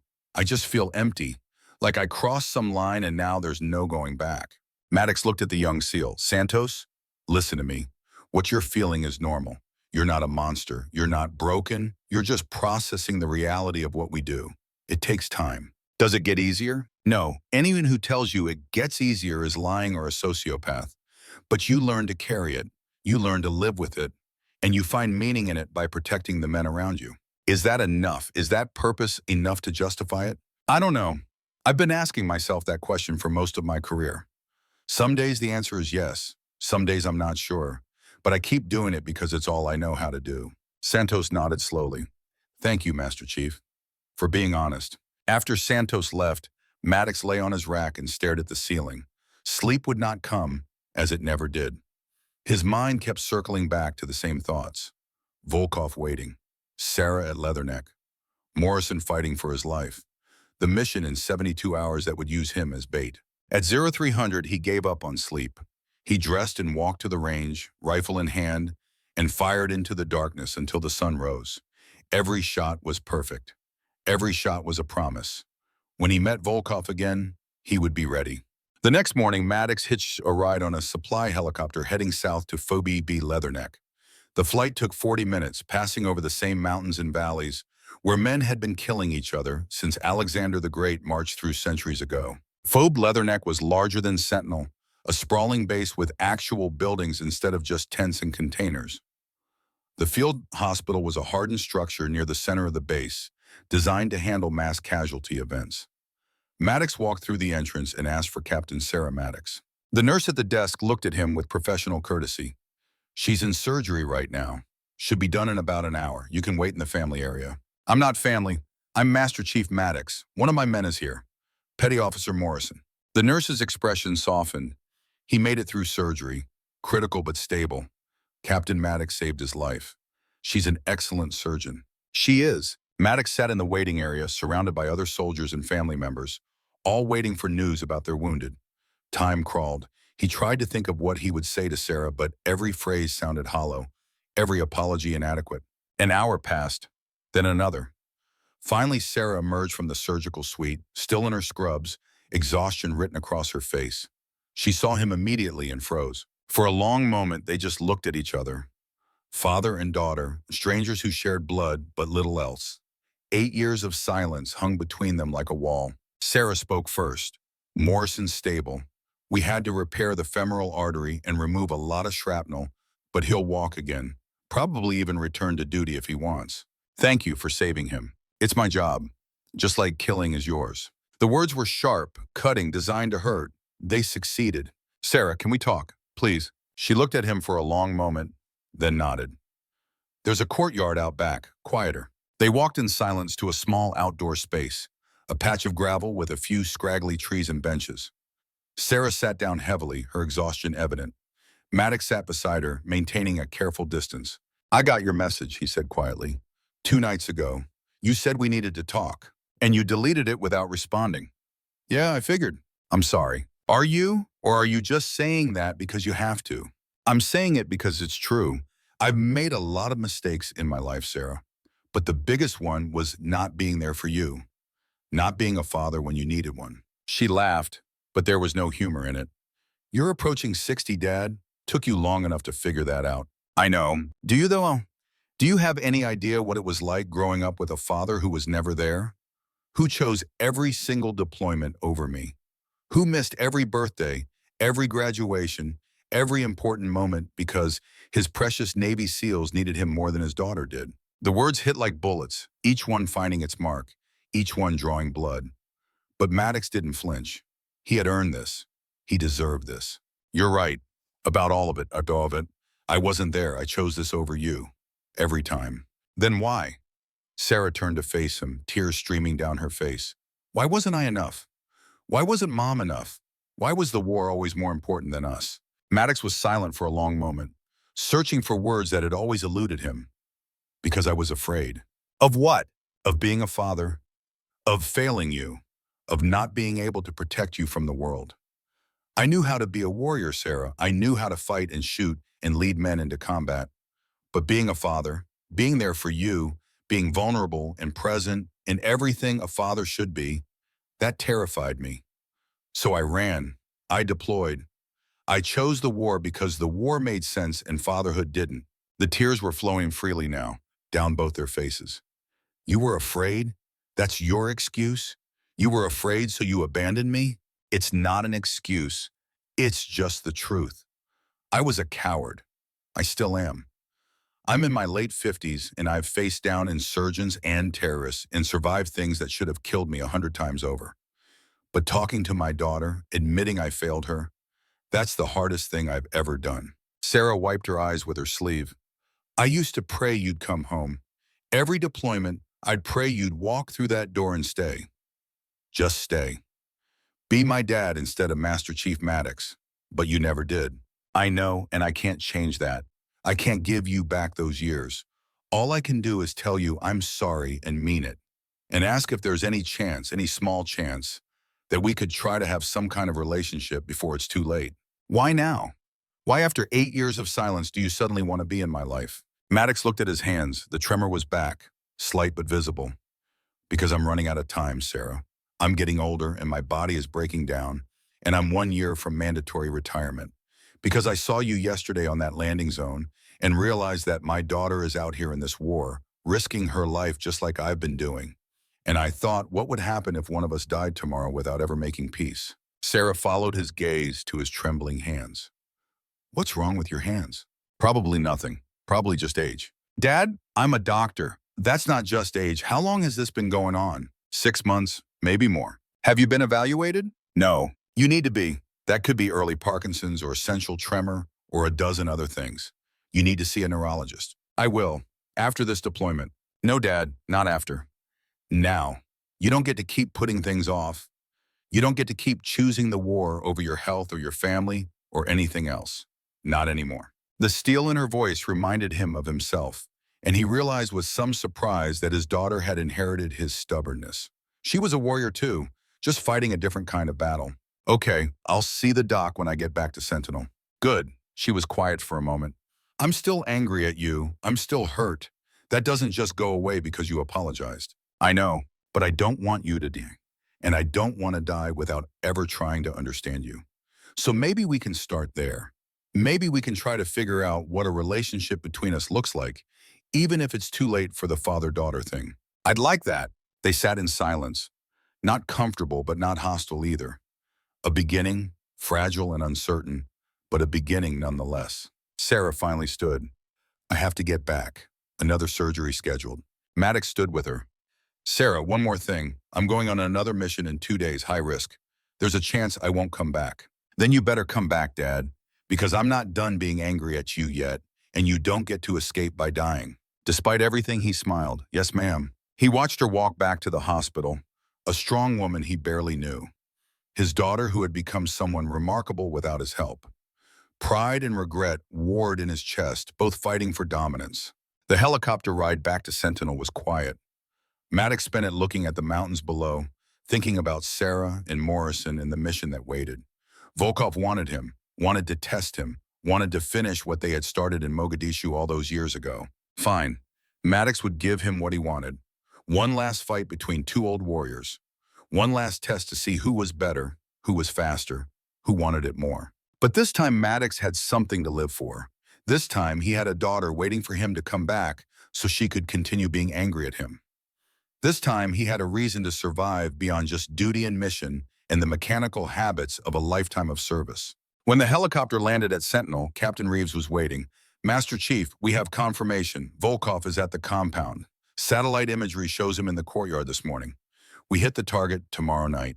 Maddox nodded. Then we better be ready. That night, he checked his rifle one more time, loaded magazines, verified his gear, wrote a letter to Sarah that he sealed in an envelope, marked to be delivered if he didn't come back. The letter said all the things he had never been able to say in person, all the apologies and regrets and pride and love that he had kept locked inside for decades. He hoped he would never have to send it, hoped he would come back and tell her those things face to face. But if he didn't, at least she would know. At least she would understand that in the end, she had mattered more than any mission. At 0400, the team began final preparations. Tomorrow they would go after Volkov. Tomorrow they would end this. One way or another, the debt from Mogadishu would be paid. Master Chief Daniel Maddox, approaching 60, with shaking hands and bad knees and decades of war etched into his bones, was ready. Ready to be the bait. Ready to face the enemy. Ready to come home to a daughter who still needed him, even if she didn't know it yet. The last operator, preparing for one last fight. The compound sat in a valley 30 kilometers from the Pakistan border, a fortress of mud brick walls and guard towers that had survived Soviet artillery, Taliban occupation, and now served as the headquarters for Aslan Volkov's operations. Through his spotting scope, Master Chief Daniel Maddox could count 12 armed fighters visible in the courtyard, with movement suggesting at least 20 more inside the buildings. Bad odds. The kind of odds that got men killed. He liked those odds just fine. The observation post was a depression in the ridgeline 1,500 meters from the target, concealed by rocks and scrub that had been here longer than nations. Maddox lay prone beside Captain Jake Reeves, both men studying the compound through high-power optics, mapping every detail, planning every angle of approach. "Count 13 fighters now," Reeves whispered. "That one just came out of the main building." Maddox adjusted his scope, confirmed, and look at the way the others defer to him. That's a leader. Could be Volkov. No, Volkov's smarter than to show himself before dark. He's inside somewhere, waiting. They had been in position for 16 hours, inserted by helicopter, under cover of darkness the previous night. 4 men total in this observation post: Maddox, Reeves, Doc Washington, and Tyler Santos. The rest of the assault force was staged 8 clicks away, waiting for the signal that the target was confirmed and the raid was green-lighted. 16 hours of watching, barely moving, pissing in bottles, eating cold rations, the sun baking them during the day, and the cold settling in now as evening approached. This was the unglamorous part of special operations that nobody talked about. The waiting, the patience, the ability to lie still while your body screamed at you to move. Maddox's knees hurt. His back hurt. The tremor in his hands was worse when he was cold and tired, but he kept the scope steady, kept watching, kept collecting the intelligence that would either save lives or cost them. Movement in the courtyard caught his attention. A vehicle arriving, a battered Toyota pickup that had seen better decades.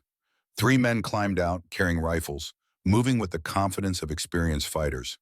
They were greeted by the compound's defenders, brief words exchanged, then they were escorted into the main building.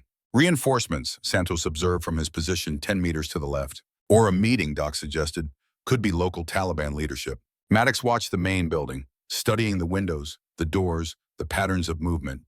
Then he saw something that made his blood run cold. A man appeared in a second-story window, tall, broad-shouldered, moving with the careful economy of someone who understood violence intimately. The man looked out at the valley, scanning the ridgelines, and even at 1,500 meters, Maddox could feel the weight of that gaze. "I have eyes on Crimson 6, Maddox said quietly into his radio. "Second-floor window, northwest corner of main building." "Are you sure?" Reeves asked. "I'm sure. That's Volkov." The Chechen stood at the window for perhaps 30 seconds, backlit by interior lights, his face partially visible. Older now, scarred, beard shot through with gray, but the same man who had fought Maddox in that Mogadishu stairwell all those years ago. The same man who had nearly killed him. The same man who had been waiting for a rematch. Then Volkov raised one hand and waved. A small gesture, casual, directed at the ridgeline where Maddox lay hidden 1,500 meters away. The message was clear. "I know you're out there. I'm waiting." "He sees us," Santos said, tension in his voice. "No." Maddox kept his scope steady. "He knows we're somewhere. He doesn't know where. He's baiting us." "Is it working?" Maddox thought about Sarah, about Morrison recovering in the hospital, about decades of war and the debt that needed to be paid. "Yes, it's working." Reeves keyed his radio to the command frequency. "TOC, this is Alpha Actual. We have positive identification on Crimson 6. Target is confirmed. Request immediate clearance for assault." The response came back quickly. "Alpha Actual, you are cleared hot. Execute on your command. Air assets are standing by." "Copy that." Reeves checked his watch. Full darkness in 90 minutes. We hit them at 2200. The next 90 minutes passed with excruciating slowness. The sun set behind the mountains, painting the sky in shades of orange and purple before darkness settled like a blanket over the valley. The compound's lights came on, casting yellow pools in the courtyard. Guards rotated shifts. Fighters moved in and out of buildings. The normal patterns of a fortified position settling in for the night. At 2100, the rest of the assault force moved into position. 20 operators total, split into 2 teams. Alpha team would breach the main building where Volkov was located. Bravo team would secure the perimeter and prevent any escape or reinforcement. Overwhelming force, surgical precision, and the element of surprise. In theory, Maddox and his observation team descended from the ridgeline and moved to link up with Alpha. The movement was slow and careful, staying in dead ground, using the terrain for concealment. Even with night vision, the valley was a maze of shadows and obstacles. They reached the assembly area at 2140. The other SEALs were already there. Weapons checked, gear staged, faces painted black and green. Young warriors ready to close with the enemy. Santos moved among them, sharing fist bumps and quiet words. Doc checked medical supplies one more time. Reeves gathered the team leaders for final confirmation of the plan. Maddox stood apart, checking his rifle. The .300 Winchester Magnum felt right in his hands, balanced and deadly. He had 15 rounds in magazines, each one hand-loaded to his specifications, more than enough for what was coming. Tyler Santos approached, his face serious beneath the camouflage paint. "Master Chief, I just want to say, in case things go sideways tonight, it's been an honor serving with you." Maddox looked at the young SEAL. Santos had come a long way from the cocky kid who had dismissed him as a fossil. Combat had a way of teaching respect. "Things won't go sideways, Santos. We've planned this right. We execute the plan, we all go home. And if Volkov has planned for us, then we adapt, like we always do." Santos nodded, started to walk away, then turned back. "My dad was in the Gulf War, Army infantry. He used to talk about the old breed of soldier, the ones who fought because it was their calling, not just their job. I never understood what he meant until I met you. Your father was right, but the old breed is dying out, Santos. Your generation needs to carry it forward. The standards, the discipline, the willingness to do the hard things nobody else can do." "I'll do my best, Master Chief." "I know you will." Captain Reeves called the teams together for final brief. "All right, everyone listen up. Assault begins at 2200. Breachers go in first, clear the entrance. Alpha team pushes to the second floor, secures Crimson 6. Bravo team locks down the perimeter. This is a capture or kill mission. Volkov is priority 1, but we take him alive if possible. Intelligence wants to talk to him. Questions?" Petty Officer Jackson raised his hand. "What if he doesn't want to be taken alive?" Maddox answered before Reeves could. "Then we make him dead. Simple as that." The teams moved out at 2155, traveling the last kilometer to the compound in tactical formation. Maddox moved with Alpha Team, his place in the stack third from the front, close enough to respond to threats, far enough back to see the big picture. The night was cold and clear, stars brilliant overhead, the kind of sky that made you believe in something larger than yourself. Maddox had seen skies like this in Panama, in Iraq, in Somalia, and a dozen other places where men fought and died. The stars never changed, only the men beneath them. They reached the outer Weiss at 2158. The wall was 8 feet high, mud brick topped with broken glass and wire. The breachers moved forward with a ladder, placed it silently, and the first man climbed. He reached the top, cleared the immediate area, then signaled all clear. One by one, the operators went over the wall, dropping into the compound's outer courtyard. Maddox went forth, his rifle held tight against his body, absorbing the impact of the drop with his knees and rolling smoothly to his feet, approaching 60 and still moving like he was decades younger. Training and muscle memory, and refusing to acknowledge that age had any claim on him. The team stacked up against the main building's door. The breacher placed his charge, a small explosive shaped to blow the lock without bringing down the structure. Everyone took a knee, weapons ready, waiting for the signal. Captain Reeves raised his hand. 3 fingers, 2, 1. The charge detonated with a sharp crack. The door blew inward. The stack flowed through the opening like water, each man peeling off to his designated sector, rifles up, fingers on triggers, moving with the coordinated precision of hundreds of hours of practice. The first room was a receiving area, empty except for rugs and cushions. The second room held 3 fighters scrambling for weapons. They didn't make it. Suppressed rifles coughed, 3 bodies dropped, the engagement over in seconds. Alpha Team pushed deeper into the building. Stairs ahead, leading to the second floor where Volkov waited. Maddox took point on the stairs, his rifle leading the way, scanning for threats. The stairs were narrow and dark, perfect ambush territory. His instincts screamed at him that something was wrong. Too easy, too quiet. Where were the guards? Where was the resistance? Then he saw it. A thin wire stretched across the stairwell at ankle height. Tripwire, connected to something in the wall. He raised his fist, halting the column. "IED, everyone freeze." Doc moved forward with a red lens flashlight, examined the wire and the wall beyond. His voice was calm and professional. "Pressure plate device.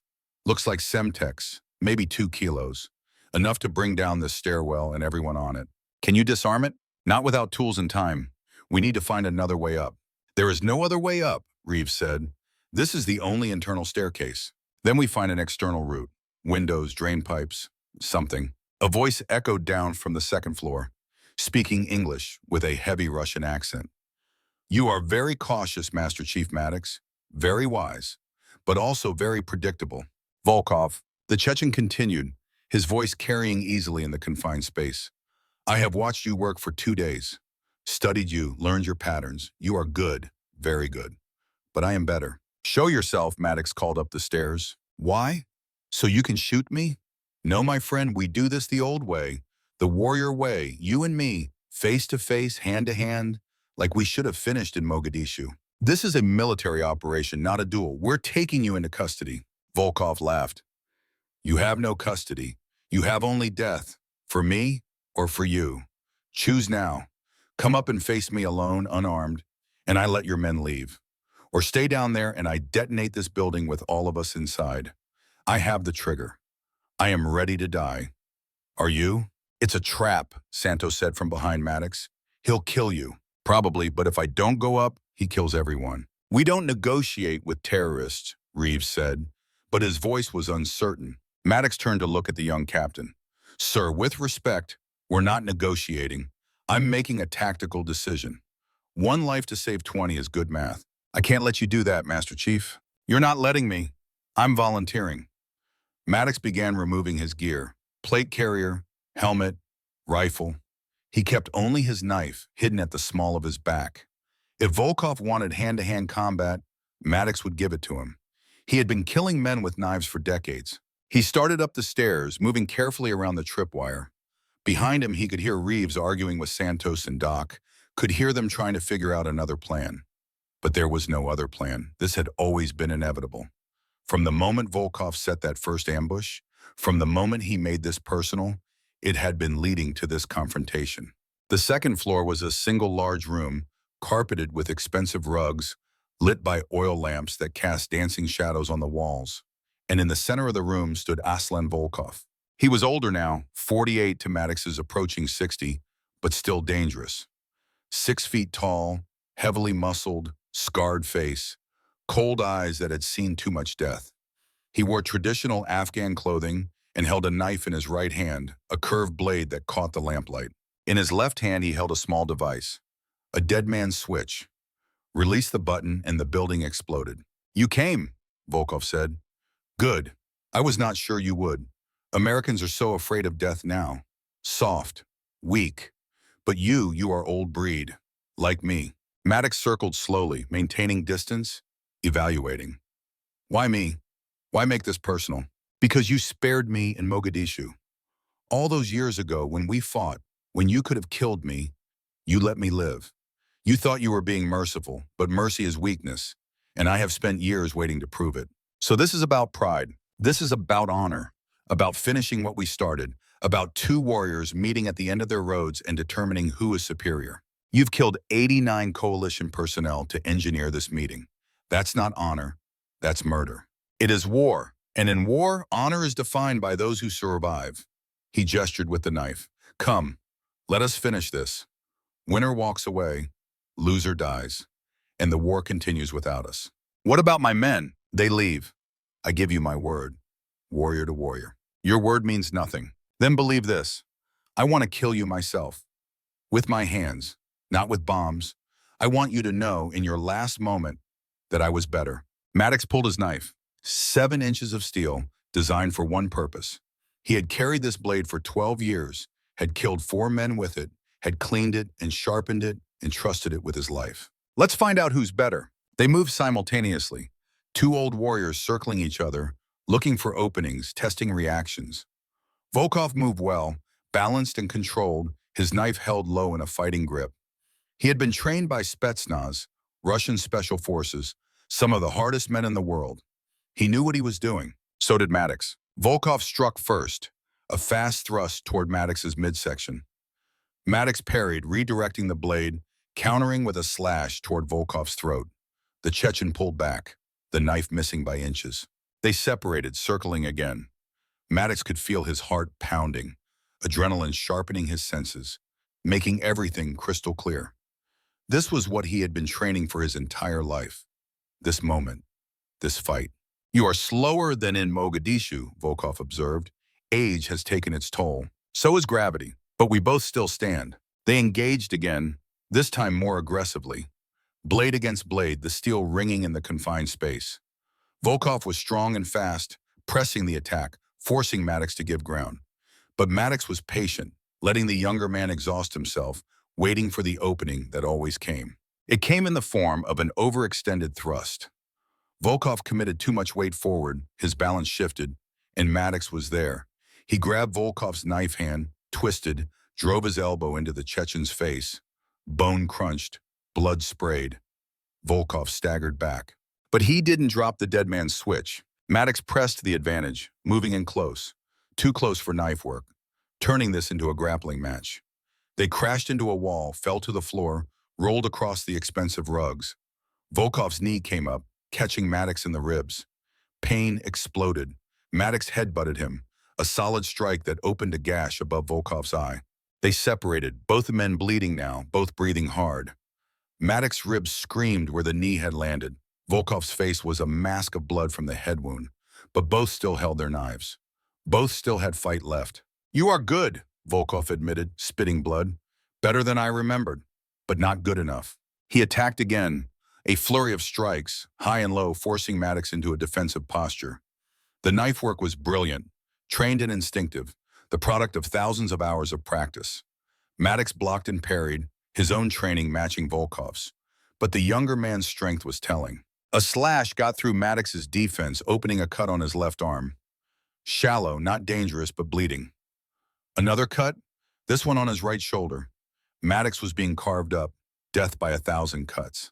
He changed tactics, stopped trying to match Volkov's knife work, and instead focused on the dead man's switch. If he could disarm that, his team could intervene. But to reach it, he would have to expose himself to the knife. Calculated risk, the story of his life. He dropped low inside Volkov's guard, taking a slash across his back that felt like fire. His left hand grabbed Volkov's left wrist, the one holding the switch. His right hand drove his knife toward Volkov's kidney. The Chechen twisted, took the blade in his side instead of his kidney. Not fatal, but painful, he roared, brought his knife around in a vicious arc. Maddox blocked with his forearm, felt the blade bite through his sleeve and into muscle. They were locked together now, each man holding the other's wrist, each man wounded, each man refusing to quit. Maddox could feel his blood running down his arms, could feel his strength fading. Nearly 60 and fighting a man a decade younger. The math was simple and brutal. But Maddox had something Volkov didn't. He had a daughter waiting for him. He had promised to come back. He had a reason to survive beyond pride and honor and the warrior code. He drove his forehead into Volkov's broken nose. Once, twice, the third time he felt something give. Volkov's grip on his knife loosened. Maddox twisted his wrist, forcing the blade away, then brought his own knife up under Volkov's ribs. This time the aim was true. The blade punched through muscle and into the lung. Volkov gasped, his eyes going wide. His knife fell from nerveless fingers, but his left hand still held the dead man's switch. Maddox looked into Volkov's eyes. "You fought well, as did you," the Chechen coughed, blood on his lips. "We are the last, you and I, the last of the old breed. After us, only soft men remain. Maybe that's a good thing. Maybe the world needs fewer warriors." Volkov smiled, a terrible expression with blood staining his teeth. "You do not believe that, neither do I." He paused, struggling for breath. "I release them. Your men. I keep my word." His thumb lifted from the switch. Nothing happened. No explosion. Maddox caught him as he collapsed, lowering him to the carpet. The Chechen's breathing was labored, wet, the sound of a punctured lung filling with blood. "Medic," Maddox called down the stairs. "I need Doc up here now." Footsteps thundered up the stairs, the team flooding into the room, weapons sweeping for threats. Doc pushed through and dropped beside Volkov, his hands moving with practiced efficiency. But they both knew it was too late. The blade had gone deep. The lung was collapsing, minutes at best. Volkov looked up at Maddox, ignoring Doc's attempts at treatment. "In Mogadishu, when you spared me, you said something. Do you remember?" Maddox thought back to that day, that fight, that younger version of himself. I said you fought with honor, that you deserved to live, and I said we would meet again. You kept your promise, as did you. Volkov's breathing was getting shallower. Tell me, Master Chief, was it worth it? All the years, all the killing, all the sacrifice, was it worth it? Maddox looked around the room. At Captain Reeves, safe and learning what command truly meant. At Tyler Santos, who had transformed from cocky kid into a real operator. At Doc Washington, loyal and steady, the rock that every team needed. At men who would go home to their families because he had been there to lead them. Yes, it was worth it. Good. Volkov smiled one last time. Then we both die as we lived, warriors to the end. His eyes went distant. His breathing stopped. Doc checked for a pulse, found none, looked up at Maddox and shook his head. Aslan Volkov, the Chechen, former Spetsnaz, warlord, terrorist, and warrior, was dead. Maddox sat back heavily, his own wounds making themselves known now that the adrenaline was fading. His arm hurt, his shoulder hurt, his ribs hurt, his back hurt. Every part of him hurt. Doc moved to him, began assessing his injuries. You're cut up pretty good, Master Chief. Need to get you back to the FOB for proper treatment. I'll live. Yeah, you will, because you're too stubborn to die. Captain Reeves approached, looking at the body, at the blood on the floor, at Maddox sitting in the middle of it all. Master Chief, what the hell were you thinking? You could have been killed. I was thinking I'd rather risk one life than 20. That's the job, sir. That's what Master Chiefs do. Well, don't do it again. My career can't survive losing you. Despite everything, Maddox smiled. Yes, sir. The compound was secured within 30 minutes. 18 enemy fighters captured, 3 killed in the initial breach. Volkov dead. A cache of weapons and explosives was discovered, along with intelligence documents that would keep analysts busy for months. The mission was a complete success, except for the fact that Maddox could barely stand. Doc had wrapped his wounds, but he had lost a lot of blood. The walk back to the extraction point was going to be difficult. Santos and another SEAL moved to either side of him, ready to help. I can walk. We know you can, Master Chief, but we're walking with you anyway. They moved out, 20 operators and 1 prisoner transport, leaving the compound burning behind them. Fire was the cleanest way to deny the sight to the enemy, and Captain Reeves had called in an airstrike to finish the job. The building where Volkov died would be rubble by morning. The extraction point was 2 clicks away, across open ground that felt like 20 clicks with Maddox's injuries. But he kept moving, kept putting one foot in front of the other, kept refusing to acknowledge the pain or the exhaustion or the years. The helicopter arrived at 23:30, a beautiful sound in the darkness. They loaded quickly, wounded first, then prisoners, then the operators. Maddox was the last one on as always, making sure every man was accounted for before he allowed himself to board. As the helicopter lifted off, he looked down at the burning compound, at the valley where he had faced his last great enemy, at the place where Aslan Volkov had finally finished the business that began in Mogadishu all those years ago. 2 old warriors meeting at the end of their roads. One had died, one had survived. That was the way of war. That had always been the way of war. Captain Reeves sat across from Maddox, shouting over the rotor noise. You did good tonight, Master Chief. Real good. Maddox nodded, too tired to speak.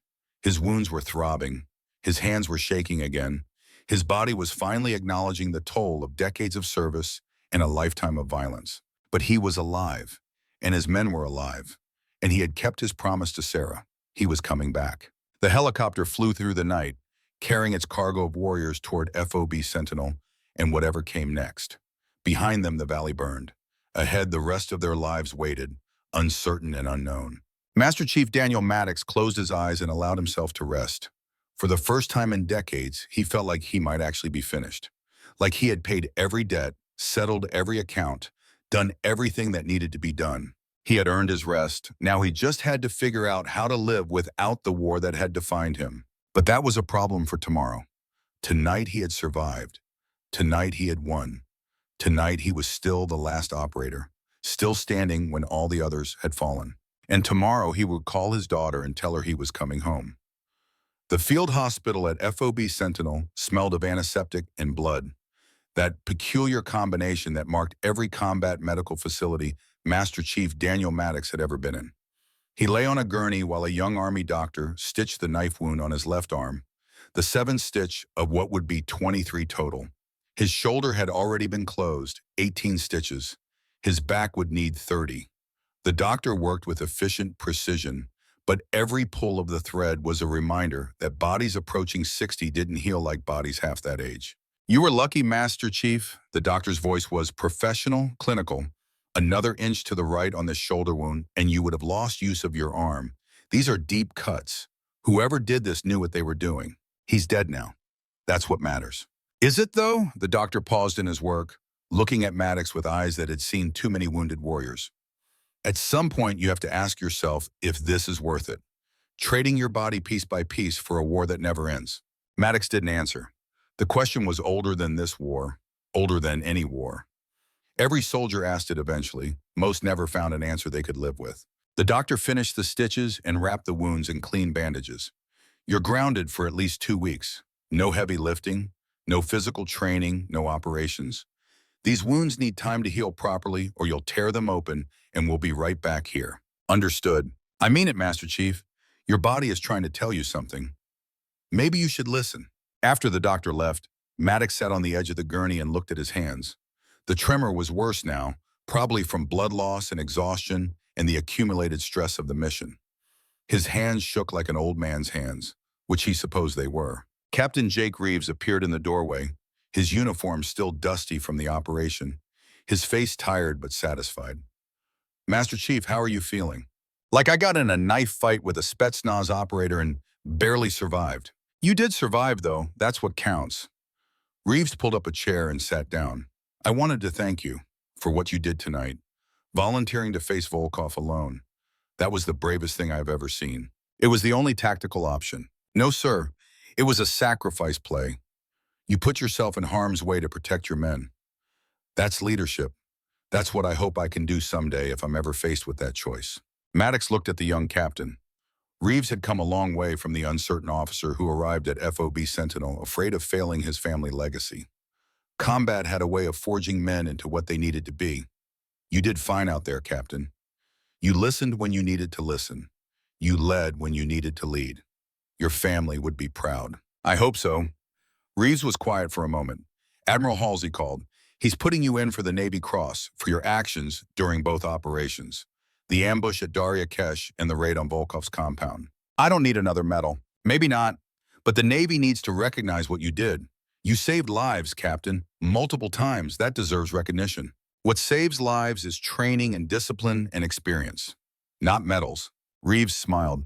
You're probably the only man I know who would argue against receiving the Navy Cross. He stood to leave, then paused. One more thing. Colonel Harwood has been relieved of command. Admiral Halsey flew in this morning and removed him personally. Turns out planning operations from a comfortable chair instead of trusting experienced operators gets you fired. You were right about the ambush. You tried to warn him. That's in the official record now. Good. Maybe the next colonel will listen to his NCOs. Let's hope so. Get some rest, Master Chief. You've earned it. After P. left, Maddox dressed slowly, his wounded body protesting every movement. He had been cut up before, shot before, blown up before. This was just another chapter in a long book of violence. But each chapter took longer to recover from. Each wound healed slower. Time was catching up to him whether he liked it or not. He walked outside into the afternoon sun. The base was busy with the normal activity of a combat outpost. Helicopters coming and going, trucks being loaded and unloaded. Soldiers moving with purpose. The machinery of war grinding forward, indifferent to individual suffering. Tyler Santos found him near the containerized housing units. The young SEAL looked different somehow. Older maybe, the cockiness replaced by something more substantial. Master Chief, you got a minute? Always. They walked to a quiet spot away from the main activity. Santos seemed to be struggling with something, choosing his words carefully. I've been thinking about what happened, about Volkov, about you fighting him alone while we waited downstairs. It was the right call tactically, maybe, but watching you go up those stairs, knowing you might not come back down, that changed something for me. Santos looked at his hands. I joined the teams because I wanted to be a badass, wanted the trident and the reputation and all that. But what you did, that wasn't about being a badass. That was about love. Love? For your men. You loved us enough to die for us. That's what real operators do. That's what I want to be. Not just skilled, not just tough, but someone my teammates know will die before he lets them down. Maddox put a hand on Santos' shoulder. You're already becoming that man. I saw it in Darya Kesh. I saw it on the ridge. You're going to be a fine operator, Santos. Just don't forget where you came from. Don't forget that every decision you make carries weight. I won't. I promise. Good. Now go get some rest. You look like hell. Santos laughed. You should see yourself, Master Chief. After Santos left, Maddox walked to his containerized housing unit and sat on his rack. The retirement papers were still on his desk, unsigned. Next to them was the sealed letter he had written to Sarah, the one to be delivered if he died. He picked up the letter, held it for a moment, then tore it open. The words he had written looked different now. The apologies and regrets and attempts at explanations seemed inadequate, the emotions too raw and unprocessed. He had survived Volkov. He didn't need a letter to speak for him anymore. He could tell Sarah everything himself. He pulled out his sat phone and stared at it for a full minute. His thumb hovered over her contact. Fear and uncertainty warred with the need to make things right. Finally, he pressed dial. The phone rang 4 times. He was about to hang up when she answered. Hello? Sarah, it's Dad. Silence on the other end. Then her voice, careful and controlled. I heard about the operation. Heard you were wounded. Are you okay? I'm alive. Got carved up a bit, but I'll heal. More silence. He could hear background noise. The sounds of a hospital. Voices calling out orders and equipment beeping. She was at work, saving lives while he figured out how to repair his own. Why are you calling, Dad? Because I promised myself I would. Because I went into that compound not knowing if I'd come out, and all I could think about was you, about our conversation, about everything I've done wrong and everything I need to make right. Her voice was softer now, the defensive edge fading. You really almost died, didn't you? Yes, hand-to-hand combat with a man who wanted me dead. It was close, closer than I'd like to admit. But you won. I survived. That's different than winning. Volkov died, but he made his point. Proved that honor and courage still means something, even in a world that doesn't value them anymore. He was a better man than he should have been. He killed 89 people, Dad. Coalition personnel, Americans. He wasn't a good man. No. But he was a warrior, and I understood him in a way I've never understood civilians. That's part of my problem, Sarah. I've spent so long living in this world of violence and duty and sacrifice that I don't know how to exist in the normal world anymore. Then maybe it's time to learn. Her voice was firm but not unkind. You're approaching 60, Dad. You're wounded. Your hands shake. How much longer can you keep doing this? Not much longer. I'm 1 year from mandatory retirement. After that, the Navy won't have me anymore, whether I want to stay or not. Good. Then maybe you can finally be my father instead of Master Chief Maddox. The words hit him like a physical blow. Is that what you want? After everything, after so many years of me being absent, do you really want me in your life? I don't know. Her voice broke slightly. I'm so angry at you. I've been angry for so long. But watching Morrison come through surgery, watching him breathe when he should have been dead, knowing that you're the reason he's alive because you trained his team and led them and brought them home, that complicated things. Made me see that maybe the choices you made, the sacrifices you made, maybe they mattered. Maybe you saved more lives than you lost. That doesn't excuse what I did to you, to your mother. No, it doesn't. But maybe I can try to understand it. Maybe we can try to build something from what's left. I'd like that. I'd like that very much. The doctor says you're grounded for 2 weeks. Is that true? Yes. Then when you're cleared to travel, come to Leatherneck. Stay for a few days. Let's try to figure out what a relationship between us looks like. No promises, Dad. No guarantees. Just trying. Okay, I'll be there. Good. Now get some rest. You sound exhausted. Sarah? Yeah? Thank you for giving me a chance. Don't make me regret it. The line went dead. Maddox sat holding the phone, feeling something that had been frozen in his chest for decades beginning to thaw. Hope, maybe. Or the possibility of redemption. Or just the simple relief of knowing that his daughter was willing to try. The next 2 weeks passed slowly. His wounds healed with the reluctant speed of aging flesh.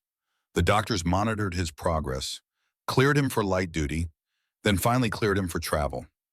Admiral Halsey called to inform him that the Navy Cross had been approved and would be presented at a ceremony in 3 months.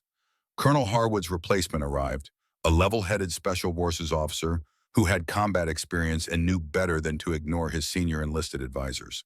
Captain Reeves and the team prepared for their next operation, this time with proper reconnaissance and tactical planning. Tyler Santos was recommended for promotion to Petty Officer First Class, his transformation from cocky kid to solid operator complete. Doc Washington continued being the reliable presence that every team needed. Petty Officer Morrison was transferred stateside for continued recovery, his legs saved, his career uncertain, but his life intact. And Master Chief Daniel Maddox packed his gear for a trip to Phobie Leatherneck and whatever waited for him there. The helicopter flight south was familiar now, the same route he had flown 2 weeks earlier. But everything felt different. He wasn't going to check on a wounded operator. He was going to see his daughter, to try to rebuild a relationship that had been broken for most of her life. The helicopter landed at Leatherneck mid-morning. Sarah was waiting at the helipad, wearing her uniform, her arms crossed, her expression guarded. Maddox climbed out of the bird and walked toward her, suddenly aware of how much his body hurt, how old he felt, how inadequate he was for this moment. They stood facing each other for a long, awkward moment. Then Sarah reached out and hugged him. Not a long hug, not a warm one, but a hug nonetheless. A beginning. "You look terrible," she said when they separated. "I've looked worse." "That's not reassuring.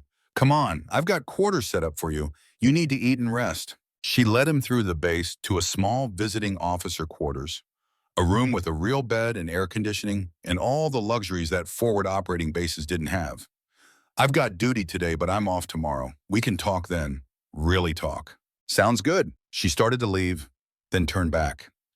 "Dad, I meant what I said on the phone. No promises.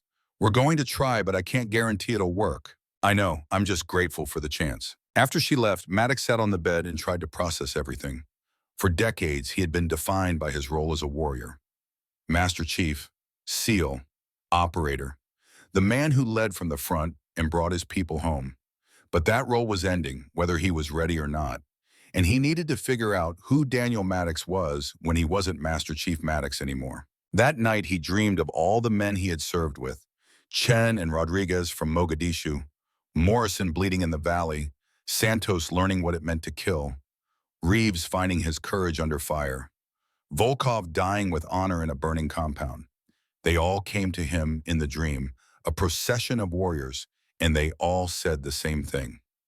"You did well. You can rest now." He woke at 0400, the old habits impossible to break. He dressed and walked outside into the pre-dawn darkness. The base was quiet, only a few soldiers moving about on necessary duties. He walked to the perimeter and stood looking out at the mountains, at Afghanistan stretching away into the distance, at the country that had taken so much from him and given so little back. But that wasn't quite true, was it? This country had given him purpose, had given him a place where his particular skills mattered, had given him decades of meaning in a world that often felt meaningless. The sun rose slowly, painting the mountains in shades of gold and pink. Beautiful country, if you could forget about the war. "Master Chief?" He turned to find Sarah standing behind him, dressed in running gear, her hair pulled back. "I figured you'd be up. Old habits?" "The oldest. Can't sleep past 0400 to save my life. Want company?" They walked together as the base came to life around them. Soldiers beginning their day, the machinery of war starting up, the eternal rhythm of military life continuing regardless of individual stories. Sarah spoke first. "I've been thinking about what to ask you, about your life, your choices, everything. And I realize I don't actually know anything about you beyond the basics. Where did you grow up?" "Rural Montana, small town called Wolf Creek. Population 300 when I left. Probably less now." "What were your parents like?" "My father was killed in action overseas when I was 4. My mother couldn't handle the grief. Took her own life a year later. I was raised by my uncle after that. Marine Corps veteran, hard man, believed in discipline and duty and not showing weakness. That explains a lot." "Does it?" "Yeah. You were raised by trauma and military culture. Never learned how to process emotion healthily. So you buried it and became what your uncle wanted you to be. A weapon instead of a person." The words were harsh, but true. Maddox nodded slowly. "I never thought about it that way. But you're right. I became the man my uncle wanted because I didn't know how to be anything else." "Did you ever love Mom? Really love her?" "Yes. God, yes. I loved all 3 of them, all 3 wives. But I didn't know how to show it. Didn't know how to be present. The only intimacy I understood was combat. The only love I could express was protecting my men. Everything else felt foreign and dangerous. They walked in silence for a while. Sarah seemed to be processing what he had said, working through the implications. Finally, she spoke again. What are you going to do when you retire? You've got 1 year left, right? Mandatory retirement at 59 for Master Chiefs. Yeah, 1 year. And then what? You going to sit in an apartment somewhere and fade away? Because that's what I'm afraid of. That you'll retire and have nothing and just wait to die. The fear in her voice was palpable. Maddox realized that despite everything, despite all the years of absence and hurt, she didn't want him to die. She wanted him to live. She wanted him to find purpose beyond the war. I've been offered a position, running Bud's training, teaching the next generation of SEALs. It's not operational, but it's still serving, still meaningful. That sounds perfect for you. Training, teaching, passing on what you know. You'd be good at that. Maybe. But it's in Coronado, California. Other side of the country from wherever I'd retire to. Other side of the world from you. I'm getting out in 6 months. My contract is up. I'm going back to Johns Hopkins, taking a position in their trauma surgery department. Baltimore, East Coast. Maddox stopped walking. You're leaving the Army? I've done my time, saved my lives, but I want to practice medicine without the war. Want to have a normal life, maybe even a family someday. Can't do that deployed to combat zones. You'd be a good mother, better than I was a father. That's not a high bar, Dad, but thank you. They sat on a bench near the hospital, watching soldiers move past, each one with their own story, their own struggles, their own reasons for being here. Maddox thought about all the men he had served with, all the lives he had touched, all the legacy he would leave behind. Sarah, I want to tell you something about Volkov, about the fight. Okay, when we were fighting, when I thought I might die, all I could think about was you, about how I had wasted so many years, about how I had chosen duty over being your father, and what a terrible mistake that was. He looked at his daughter. You gave me a reason to survive that fight. Not duty, not mission, not anything the Navy taught me. Just you, just wanting to have a chance to make things right. Tears were streaming down Sarah's face. She didn't try to hide them. That's the most honest thing you've ever said to me. It's the truth. I've spent my whole life being Master Chief Maddox, being the weapon, being the warrior. But in that compound, when Volkov's knife was coming at me, I wasn't fighting as Master Chief. I was fighting as your father. And I won because I had something to live for beyond just surviving. Sarah grabbed his hand, the first real physical affection she had shown him. I'm glad you survived, Dad. I'm glad you're here. So am I. They sat together in silence, father and daughter, two people trying to bridge a gap that had been decades in the making. It wouldn't be easy. It wouldn't be quick. But it was possible. And possibility was more than Maddox had allowed himself to hope for in a very long time. Over the next 3 days, they talked. Long conversations that covered everything from Sarah's childhood to Maddox's deployments to their hopes for the future. They argued sometimes, Sarah's anger flaring when Maddox tried to justify his absence. But they kept talking, kept trying, kept working toward understanding. On the 3rd day, Sarah insisted he see the neurologist at the base hospital. The doctor performed a series of tests, checking reflexes, coordination, fine motor skills. The diagnosis came quickly: early-stage Parkinson's disease. The neurologist was matter-of-fact about it. The tremor, the muscle stiffness you've been experiencing. It's progressive, but we caught it early. With medication and physical therapy, you can maintain quality of life for years, maybe decades. How long do I have? Maddox asked. Before what? You're not dying, Master Chief? Parkinson's is a chronic condition, not a death sentence. But it does mean your days of operational service are over. The medication will help, but you can't handle the physical demands of combat anymore. Sarah squeezed his hand. See? Your body was trying to tell you something. Now you have to listen. After the appointment, they walked back to her quarters in silence. Finally, Maddox spoke. I need to tell Admiral Halsey about the diagnosis. It changes things. It means you take that instructor position at Bud's. You teach, you pass on what you know, and you get medical care and support. I haven't accepted that position yet. Then accept it, Dad, please, for me. That evening, Maddox called Admiral Halsey on the secure line. After explaining the diagnosis, he expected arguments or disappointment.